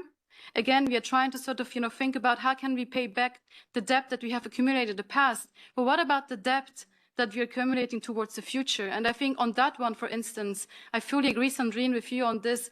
Can we have an exchange with financial institutions? Is there, for instance, a possibility to integrate an indicator, a KPI sort of thing, into budgeting investments that actually looks into long-term sustainability, into the interest of future generations? I think that's also one aspect of how we can, turn this to a certain way around. Just this aspect of think about the time component. Yeah, I leave you there. And I'm not quite sure if you feel like it's not so relevant what we're discussing, but we really would like to hear from you. And you can just really pick up. I see someone in the back. Thank you so much. Thanks. Thank you, Uske. So yeah, I have two people first. I want to recognize Evgenia and then to Boris. Yeah. Thank you very much. I actually also wanted to pick up on an aspect of that, and maybe the question of who actually owes to whom is maybe a part of a separate discussion, even though the Secretary General clearly outlined this kind of like responsibility to whom. But also, you mentioned, Olivier, the jobless growth. And in the same spirit, I wanted to ask maybe you and other panelists, what about the debtless growth? Because as an instrument, it can be helpful. And I can totally see why the countries who are the most indebted, but on whose resources most of the growth has been made so far, why are they asking for restitutions, for the loss and damages that should be paid? This is all very clear. And funnily enough, it's just been the topic over the past few days that we've been working with the team, and I've read. And don't be surprised. I was surprised, and I might not be even understanding it right. There is still a belief, or maybe a meta-narrative that says that the amount of debt doesn't necessarily hinders growth. And I've read that in OECD reports. I've read it in the private sector reports, which is I don't know, quite alarming that still this thinking persists. But again, can it be, if we're not only talking about the public debt that clearly reduces the fiscal space, the resources that countries spend on actually fighting the poverty, investing in education, in the well-being, can this growth be debtless? What the resources then will be used for this growth? Or maybe it's not a conversation about growth at all. If we really want to focus on well-being, shouldn't we focus on well-being? And we call well-being the focus that we need to measure and everything. Thank you very much. Thank you very much for that. I see one in the back, and then I'm going to move on to the next part of the discussion, but I will remember your hands, so keep them up and we'll segue in. If you could kindly introduce yourself and then your remark, please. My name is Boris, and I work for Building Bridges out of here in Geneva. I just wanted to pick up on like two things, which is not about debt, actually. What you said, Oscar, earlier about the issue that is around maximizing profits. And what you said, Sandrine, earlier also about to maybe like leave a bit alone this concept of like productivity by all means, yeah? I think that these two issues are like the two sides of the same coin in a way. And we talk here about going beyond GDP and about putting in place indicators which would allow us to do so. And I'm just wondering if, in fact, the indicator is just in a way, if like GDP has been put in place as an indicator because it was allowing us to do certain things, to like develop our like economic systems in a certain way. And if sure, we can put more different indicators in place, get them to kind of like get traction. But if there is no political will, and this was mentioned in the slide earlier, if there is no political will to make these changes happen, I'm wondering if there is even like a strong goal in like putting these indicators in place. And in a way, like, couldn't we work, and in particular when it comes to like maximizing profit, couldn't we cap the profits of the financial economy, of the real economy, so that we can actually move beyond GDP? So this is my question. It's not a rhetorical one. Thank you very much. And what I'll do is I'll invite the speakers in our next segment to reflect on this, because we're going to try to move a little bit from somewhat of the more abstract, I think, agreement almost that I would say that there is in the room, to a bit of more concrete ideas and examples around how we might advance this. And I think your question is spot on. It's a little bit the chicken egg. Will the metrics inform policy, or will policy inform metrics? Which part of the system do we need to pull at to see change? And we actually have someone online that I just want to recognize, who said it's Dawiya Chalali, who says that deeply agree with the diagnosis part. However, how can we operate transformations at the ground level beyond policy decision making and metrics? So I think that question actually very neatly ties us into this last part of the discussion. And again, I saw a couple of hands. Please put them up again later on. So we now want to move into some of these concrete examples, and also around what specific stakeholders might do to help us move this transition. And I want to see if we have Catherine Howard, CEO of Share Action Online. Seems that she might be having some there might be some difficulties. That's no problem. Then what we'll do is we'll start with Zakaria Sundi, who is the policy advisor on Beyond GDP with the International Institute for Sustainable Development. And Zak is going to give us a concrete example of how to move from long-term to short-term thinking in a specific context. So Zak, over to you. And he's online, so we'll again use our earpieces. And I think he's in somewhere with slightly shaky internet connection, but we hope it works. Trini. As you, thanks for the introduction, by the way. I'm Zakaria Zundi from the International Institute for Sustainable Development. We're working with countries in Latin America and the Caribbean, in Africa, and also Asia, to sort of boost policy making around the issue of moving beyond GDP. I'll really have a short presentation. Let's start with the current planetary crisis, which many of us know, with air pollution, biodiversity loss, and climate change, with all these impacts on low-income countries, small island developing states, and also developed countries. Now, the key question now is how we ended up there.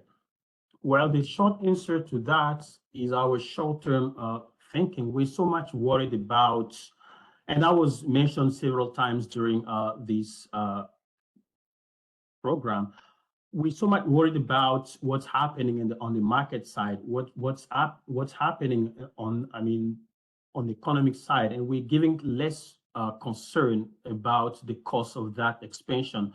And that's why we ended up with all those crises. As you can see on the right-hand side of the slide, GDP, which is the main metric we always refer to decide whether a country is doing well or not, has been rapidly increasing across the world. As the UNSG states, from 1970 up to now, GDP across the world doubled. But at the same time, natural resources depletion has the depletion of the resources almost tripled. So that is a real concern. Well, because we're not tracking the cost of that expansion, that's why we have this false impression that we're doing great, which is in fact is a really big mistake, because we end up to a situation where we have nothing left for a future generation. You have countries like the Nicaragua, who lost about half of their forest resources. That is a real concern. Just one example to illustrate how it's important to shift this mindset from short-term thinking to long-term thinking. I'll mention the case of Trinidad and Tobago, which is one of our partner countries around this topic. So when the oil sector boomed in Trinidad and Tobago, that led to a rapid expansion of the oil industry. Oil rate went up, export went up, and of course, GDP went up. So what happened is that the country ended up relying a lot on oil and gas. For instance, around 70% of total exports was made up of oil and gas. Imagine if 70% of your export is composed of oil and gas. From a GDP standpoint, that's completely fine because you're boosting your economy. But from the long-term and well-being perspective, that growth is a real trap. Because when the 2008 global recession occurred, everything collapsed. Oil price went down, global demand went down, oil rents went down, jobs went down, exports went down. So everything that was accumulated started to decline. Today, the country is putting efforts to overcome this challenge. But at the same time, it's facing a lot of issues. The main issue is the depletion of oil and gas reserve. So you highly rely on oil and gas. You want to recover from all those collapse, but at the same time, the resources you have is depleting. That is the real problem. The second problem is energy transition. You can't always rely on oil and gas because due to the energy transition, countries are moving away from oil and gas towards cleaner energy. Although the decline in demand is not happening at a rapid scale now, but this is going to happen over a longer term, which means you can't always rely on oil and gas as your primary resources. The other factor is oil price and exchange rate volatility. Even if oil wasn't depleting or there wasn't any energy transition, the fact that oil price is always volatile and exchange rate is also volatile creates a lot of uncertainty around oil rent and government revenue. So these issues, Trinidad and Tobago is really struggling to diversify its economy. This crisis could have been avoided if long time ago there was this prioritization of long-term goals when the oil sector boomed. And that long-term thinking would have led to the diversification of the economy away from the oil and gas sector to sectors that can build, that can reinforce the long-term well-being of future generation. Now, what can you learn from all these experience? Can you move to the last slide? The message here is quite clear. There is really a need to change the way we are thinking when we talk about economic expansion, when we talk about well-being. We have to take into account the cost of every action we're putting now. And the metric we refer to when we measure that progress shouldn't always rely on GDP. We've been talking about this so many times. Because GDP alone doesn't tell the whole story. And in fact, it actually takes into account activities that go against the idea of expansion. We often give the example of forest. If you cut an entire forest, you get the timbers, you export, your GDP is going to boom. But at the same time, you're creating a lot of issues for next generation because the natural resources is completely gone. That's why next year, the Summit of the Future is going to be a great opportunity for policy makers to agree on a common metric. That is also a very important point to take into account. Common metric, all policymakers, private and public sector will agree in order to better track what matters for future generation. A part of these the suggested indicators is wealth, which includes 5 main capital: produce assets such as our infrastructure, the roads; natural resources, human capital, including jobs and education; financial asset, the level of debt of households, and also the country's net position vis-a-vis the rest of the world; and also social capital. So these indicators are going to be included as part of the whole conversation around moving beyond GDP, with the hope that we come up with a single indicator that will help countries to better track what matters for societal progress. Thanks. Much, Zakaria, for giving us a concrete case. And I know we have hands in the room and that we want to come back to you. But before that, I want to give the word to Catherine Howard, who joined us now online. She's the CEO of Share Action, which is an NGO that works to build a world where the financial system serves people and planet. And she'll share a few remarks around the role that the private sector can play in this transition. Catherine, it's a pleasure to have you with us. Over to you. And for those in the room, please use your earpiece as she's online. Thank you so much. Can I just check people can hear me?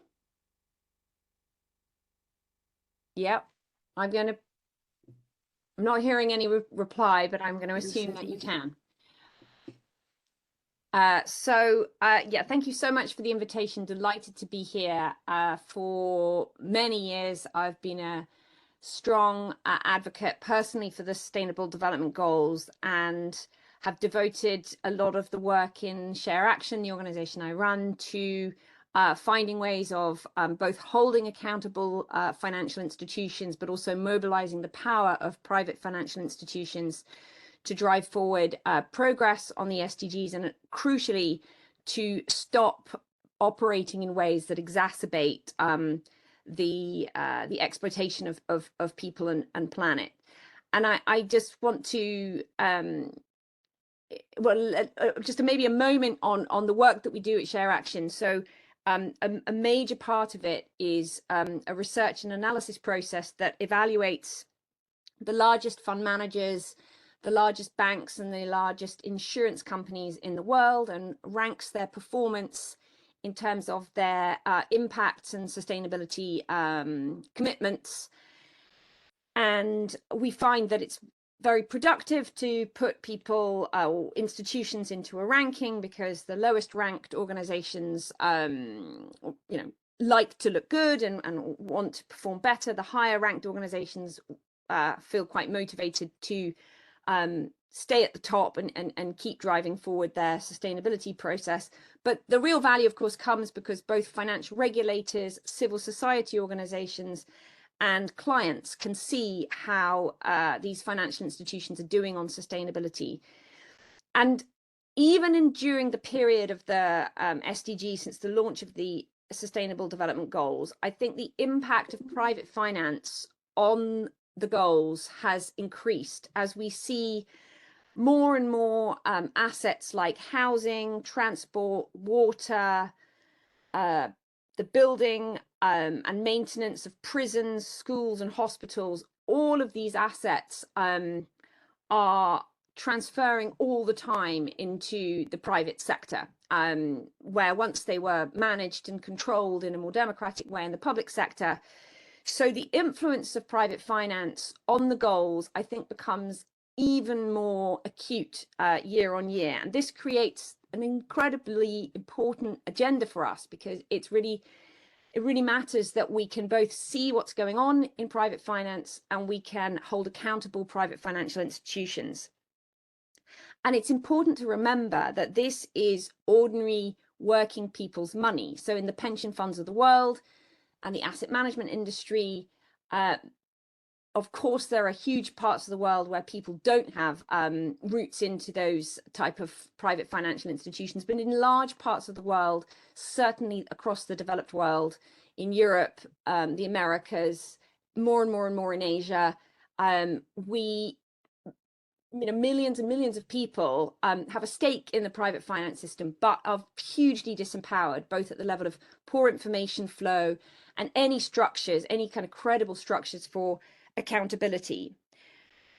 So I'd just like to lay out for a moment some of the things that we think need to change. So at the moment, the legal obligations on private financial institutions, particularly investment organizations, is conceived as an obligation to maximize financial returns, which of course is very much a parallel worldview from classic GDP. It's rather than seeing GDP growth as the one only objective inside the investment system, we have a parallel mindset, which is maximizing financial returns is the objective of these institutions, without taking a proper account of the pernicious implications of a returns maximizing outlook on the environment, the long-term quality of life, public health, gender equality.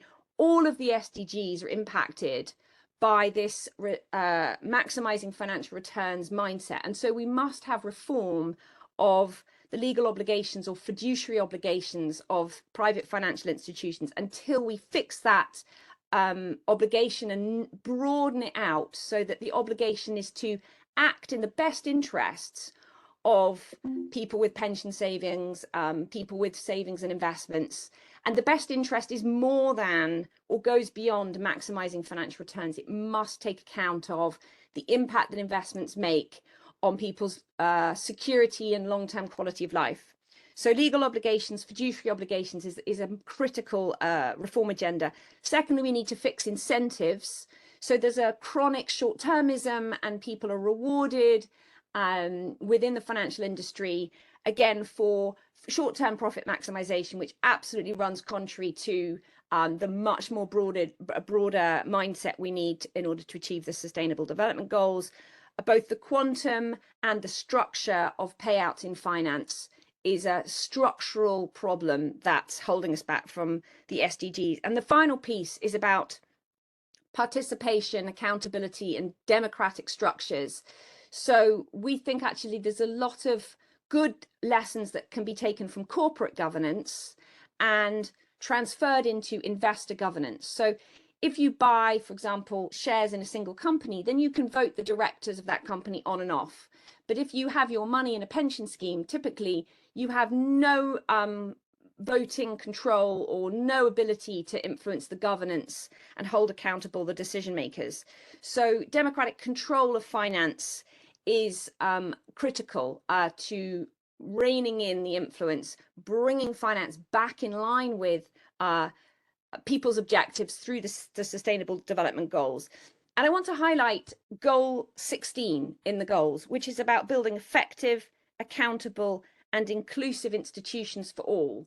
If we apply that perspective to private finance, we can unlock the extraordinary power of the private finance sector for the achievement of the goals, and we can prevent the finance sector from undermining the goals by operating in a deeply unsustainable and socially unjust, ecologically damaging way, by having the finance sector equivalent of just a pure GDP perspective, which of course is this problematic maxim of maximizing financial returns.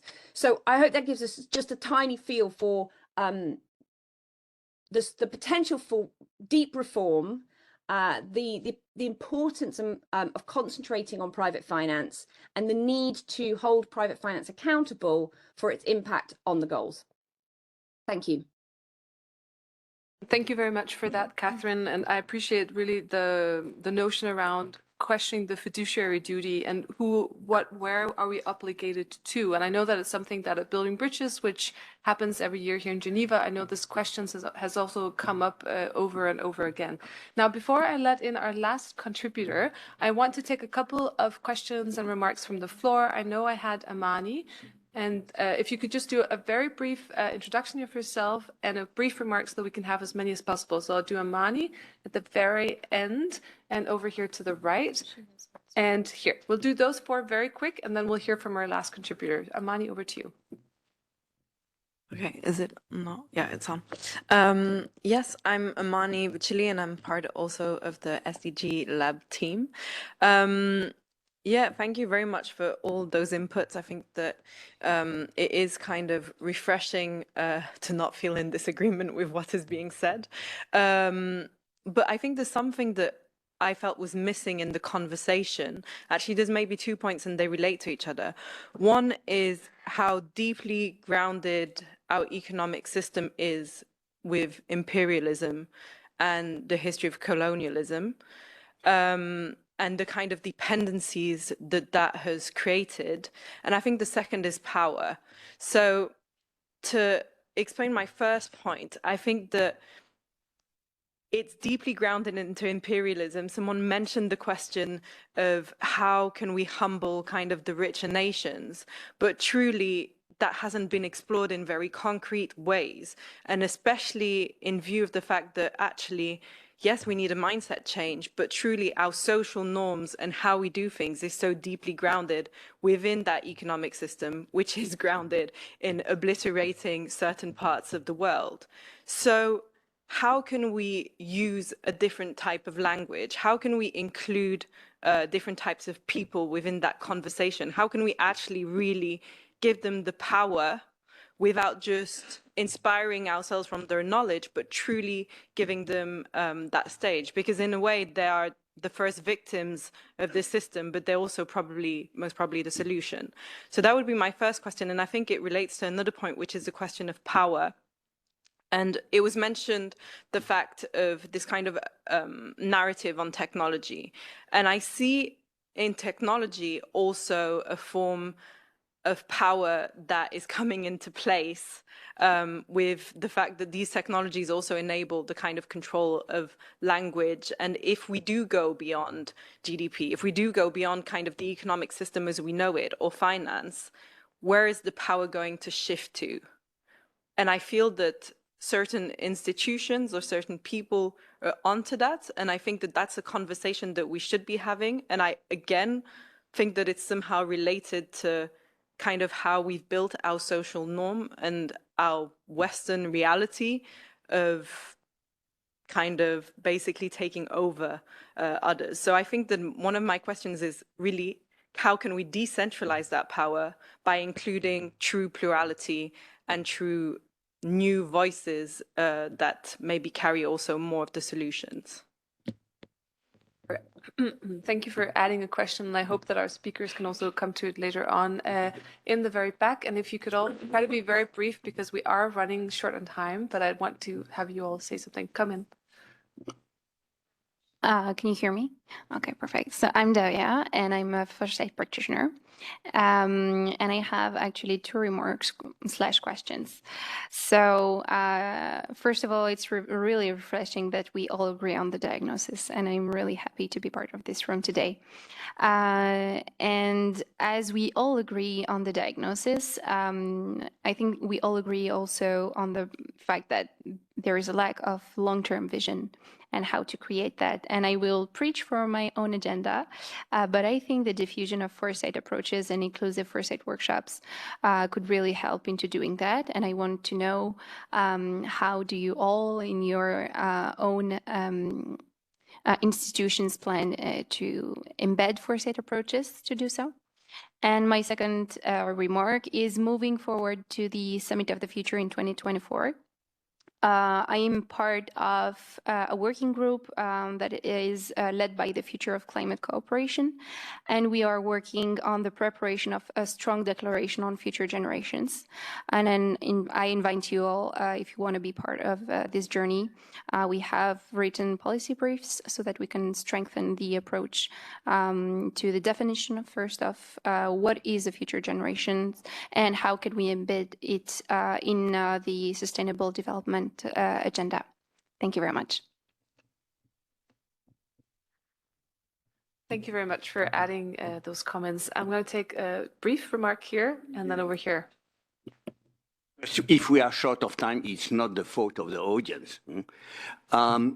Boris Engelson, a journalist accredited with the UN.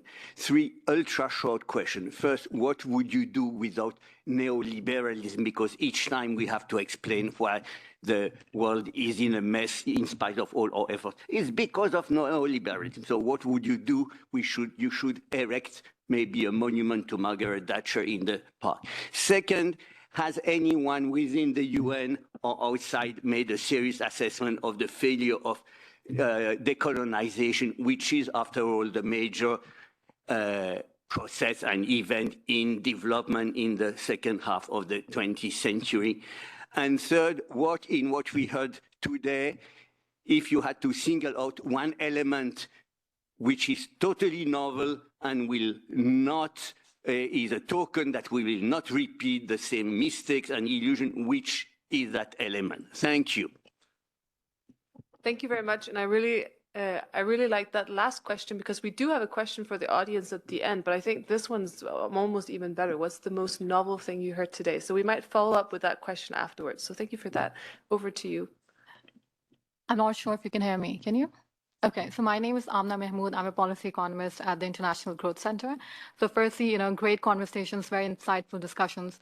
One thought that just came to my mind was, as we were talking about going beyond GDP, if I remember correctly, there are some SDG indicators that kind of, match the targets with at the proportion of GDP. And I wonder if there's going to be some revisiting around those indicators as well.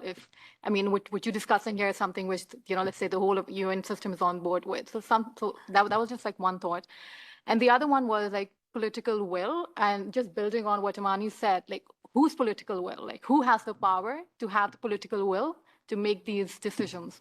Because if you talk about developing countries, and if you talk about like the GDP, if the World Bank downgrades their GDP growth, what happens? Investments don't come in. There are a lot of, I don't want to go into the details because I want to keep my remarks short, but like whose political will are we talking about? Who are the target audience, the stakeholders when we talk about this? Thank you.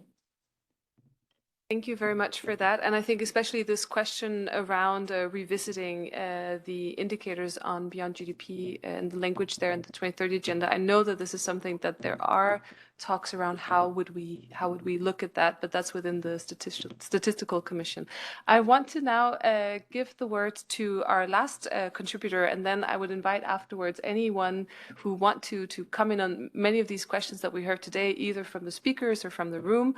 But before we do that, I want to hand it over to Andreas Dimmelmeier, who's a postdoc at the Ludwig Maximilian University in Munich. And you're also part of the German chapter of Economist for Future.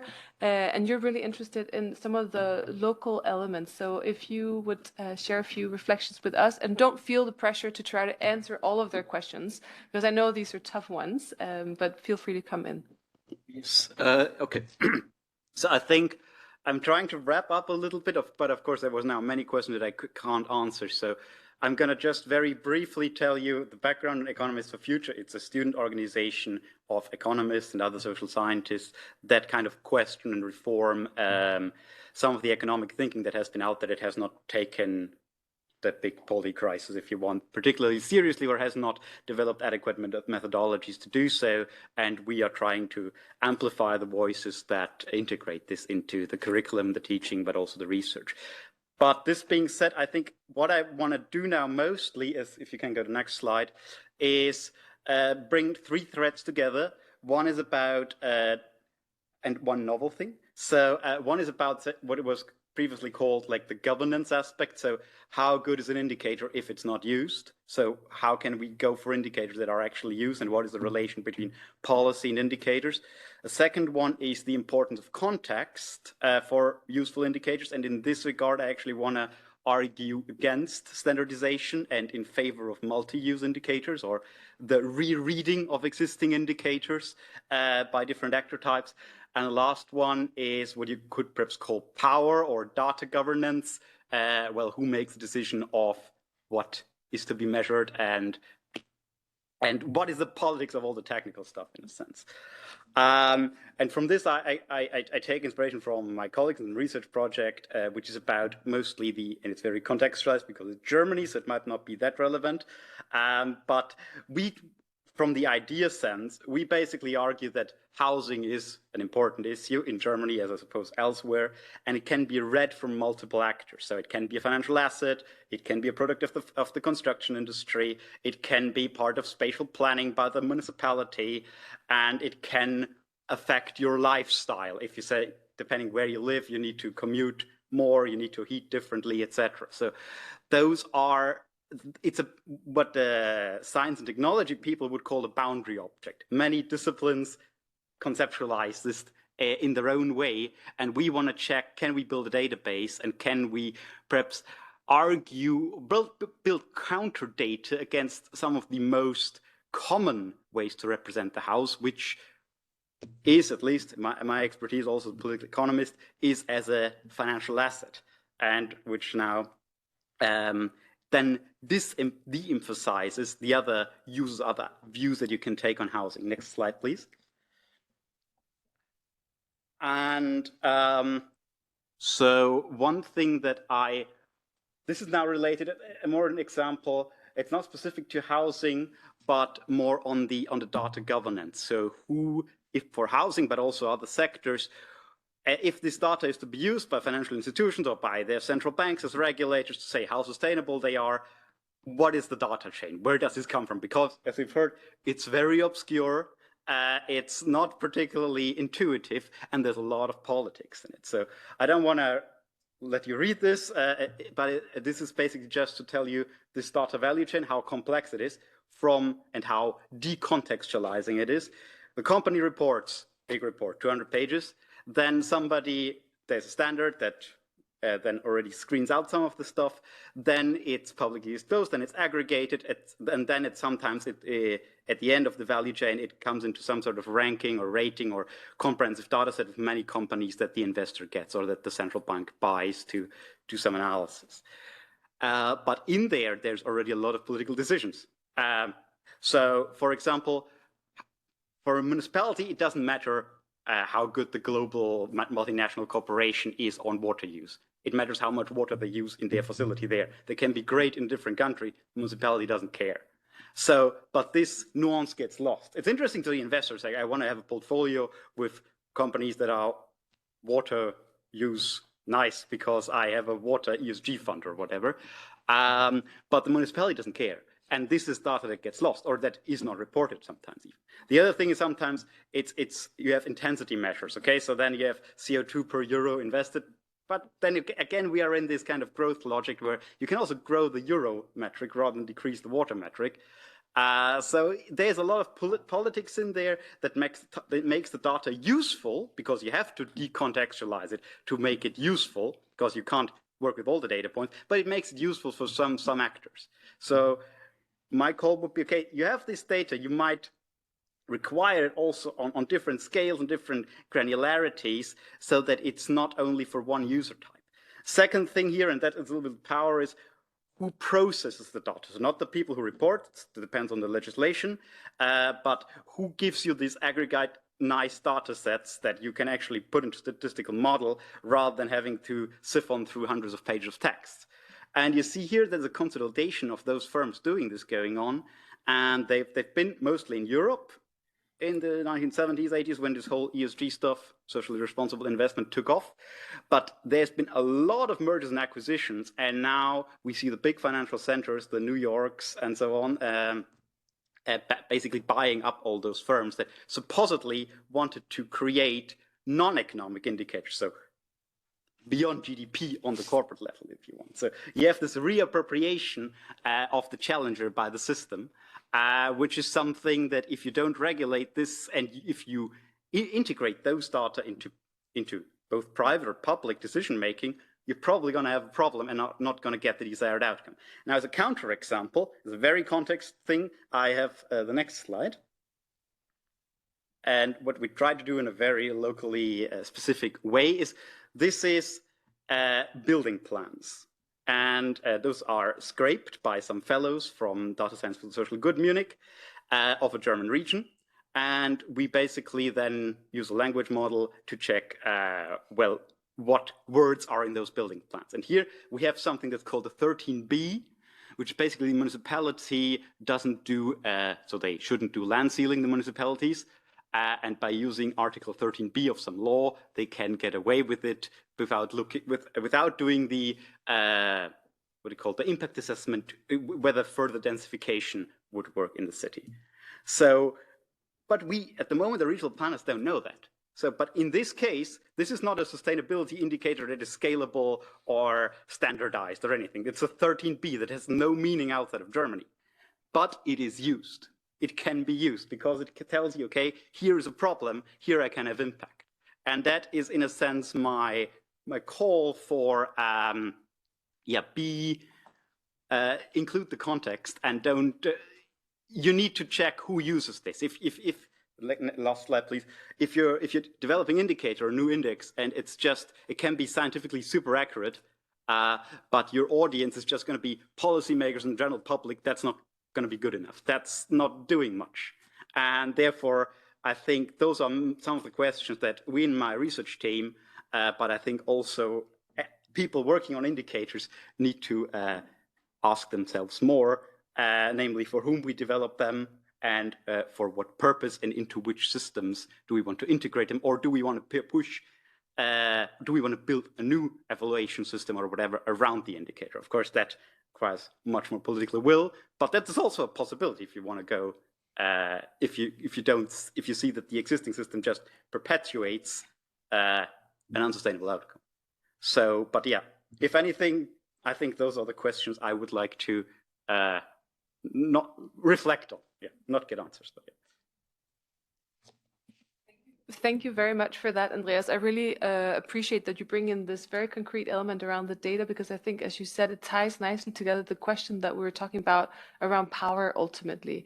Who holds the power over our data, how we use it, and what does this mean in a specific context?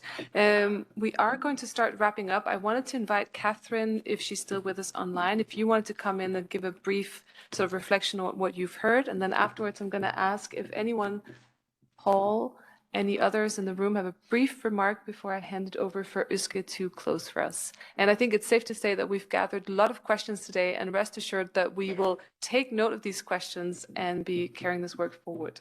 So Catherine, if you wanted a short remark, over to you. And she's online, so your earpiece is needed.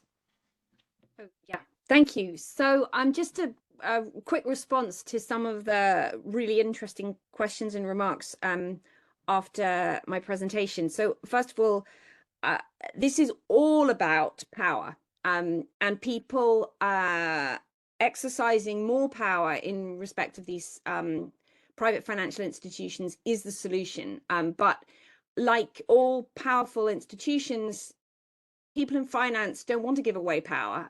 So it's ultimately a very classic requirement for organizing, and there's actually a real problem in sustainable finance, which is a field that I've been, deeply involved in for years, which is we get drawn into these super technical solutions that get further and further away from people.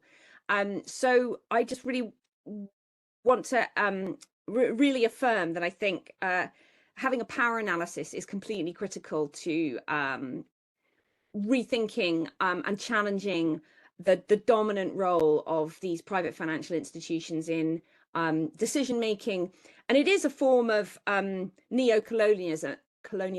Like we, as somebody said, in the second half of the 20th century, we had a lot of decolonization, but at the same time, we were recolonizing through private finance.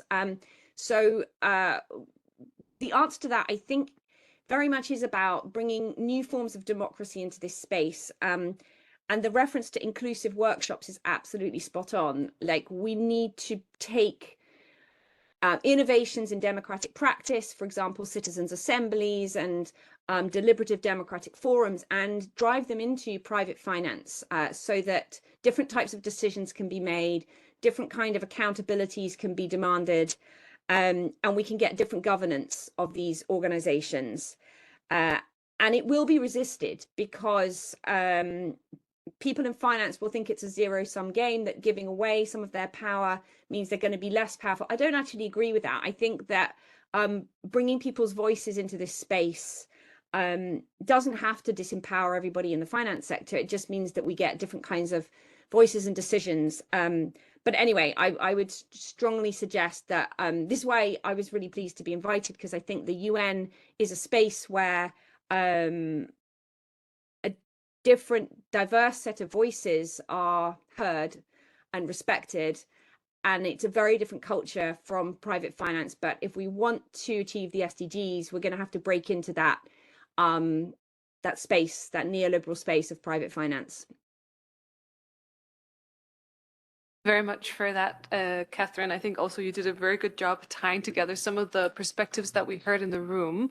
Now, I wanted to hear, Paul, if you wanted to have a quick remark before we hand it over to Özge to close, and also to rest assured that we will be following up with the slides and the questions later on. So this doesn't end here. But Paul, over to you for a brief remark. I think the first thing I want to say, there were so many big questions at the end. It would be so unfair to try to address them, and and to forget them. And I really do think it might point to a sort of a series of events where there are two levels of questions where I see them. Some very, very fundamental questions on, different economic models, neoliberalism versus a greater state engagement. There's the issue of whether we regulate financial industries or definancialize. There's the issue of decolonization and whether sufficient redress has been made for colonization. These are really big questions, I think. And there are some really interesting not smaller, but technical questions around context specificity, data governance, how you shift a model through sort of on the technocratic side. And I really think it would be worth a much longer and fairer discussion thereafter. What I wanted to mention very briefly, sort of an homage to GDP, the beauty of GDP, because it's one indicator. And the logic actually post-World War II was quite clear. If you grow GDP faster than you grow population, then you can buy more hospitals and more schools and plant more parks. And you can, just the assumption there, and it's very logical, very intuitive, is that you can make people better off. But it broke down when the returns to labour broke down from the returns to capital, when inequality started increasing, when we started borrowing from nature and the future for consumption now, and that is when it broke down. And therefore the logic of GDP no longer holds. But the reason it's so persuasive for policymakers and politicians is because it's a single digit. So contrast that with what you might set up on well-being economies. It should have been a complete red flag that not just because of COVID, but because of alcohol abuse, drug abuse, life expectancy has fallen for 3 years in a row in the US and has started to fall in the UK and other countries now. But if that was one of your indicators, then is that sufficient to move the needle in other areas? Because you would need to have indicators on life expectancy, the quality of life, health, how people enjoy parks, the whole range of things that would point to a well-being economy. And that's what makes it different. They would each need to be context specific because of culture and different people's views. And that's what you're up against. You're up against a single beautiful metric where the logic is still assumed to hold. The second thing is, and this is maybe going out a little bit further on the branch, but I would associate the movement of well-being economies in its different terminologies, the life economy promoted by the G20 at the moment, happiness, well-being economy, with typically more being on the left than the right, and the adherence to GDP and growth being more on the right. And the right, the political right, is incredibly good at messaging and single messaging, whether it's get Brexit done or whether it's GDP remains the metric. And the left has a tendency to argue against each other. So when I work in communities that are very attached to the social and solidarity economy, there is a debate on the use of language. Is it social enterprises? Is it the solidarity economy? There's a purist element to it that actually hinders us in creating a big tent movement that would compete politically with other movements which are actually more refined and more powerful. So I think that is a real challenge for people who actually care about the quality of life and protecting the planet at the same time.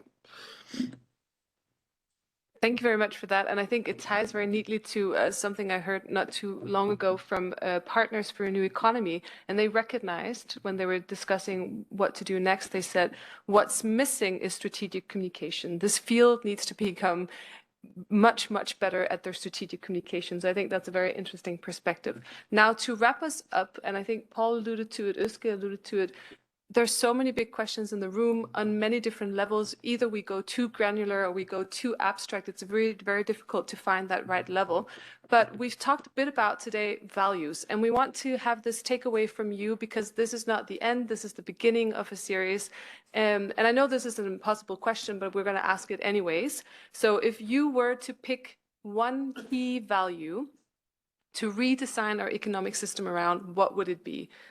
And what we heard up from the front, I think we'll take your question in another follow-up conversation, because I think this question around what is the most novel thing you heard today is a great one. And we'll follow up with that in the email, because I think certainly that's something to be considered as well. So let this trickle in. You can use your phone. If you're online, we have the link for you. And with that in the background, we're going to just leave it on. I'll hand it over to Uske for a brief concluding remark.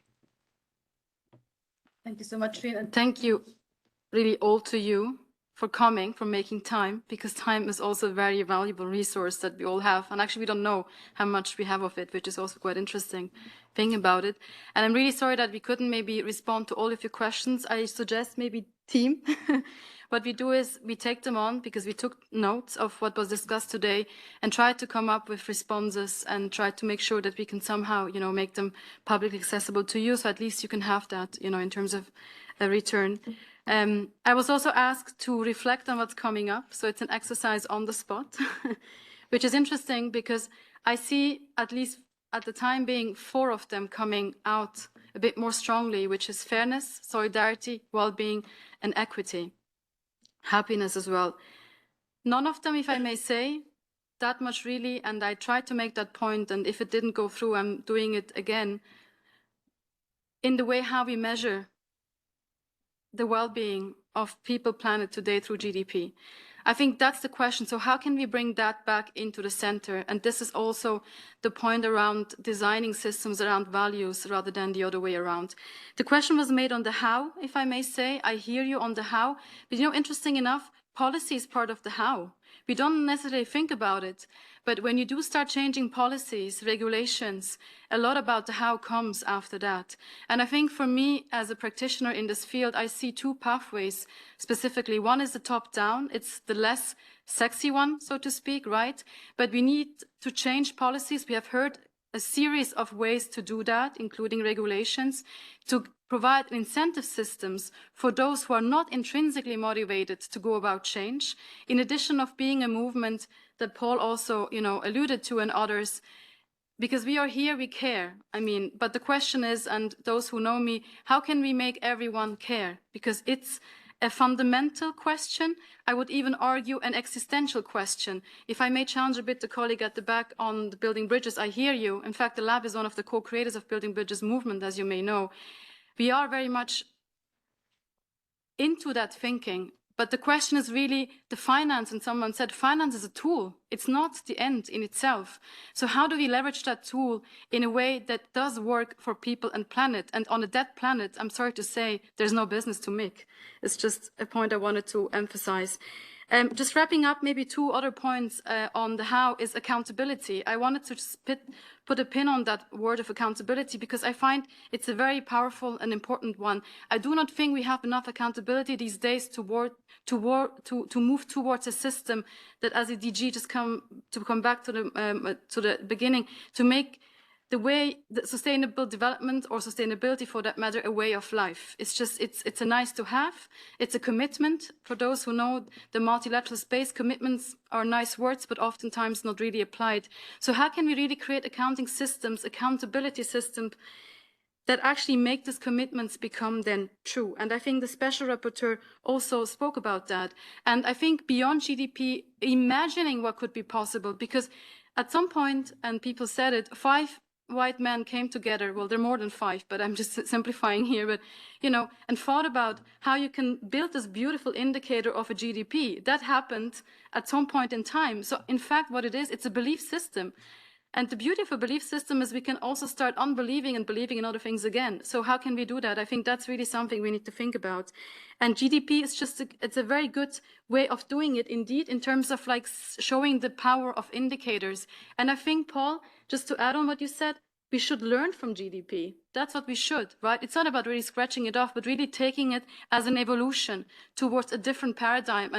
And just to come back on what you said in terms of what is novel, honestly, it's not about being novel. It's really re-emphasizing what we know already over and over again until it really sticks, if I may say. So I will close that and add maybe the real novel thing, nevertheless, which is we believe, and again, we are not the only ones to say that, and we are also not the ones to cook that up, but how we think about emotions. because one of the key aspects of GDP is the thought, or at least the belief, that we as people are homo economicus, right? So we do act in a way that is very rational. That's actually one of the core, so to speak, actually values. Interesting enough, economics pretends to be oftentimes a discipline without values, but it is deeply valued, if that makes sense. So if you go back to this aspect of homo economicus, we would like to shift away from that and actually recognize that we are humans in the end. We have emotions, which then trigger certain behaviors or do not trigger certain behaviors, but can we possibly explore together what the role of emotions might be in, driving action or non-action for that matter, for long-term sustainability? So if that's a question that also excites you, as it does excite us, please join us for next What's Next, which is going to happen pretty soon. It's the last one, so we will have the series of 3 per year at the end of November, on the role of effective science and how that actually plays a role in moving the agenda on sustainable development forward. And is there a QR code? Yes, there is a QR code. So there's more information on that code if you scan it. Thank you so much for your time. And we look forward to seeing you again as a community. Thank you so much.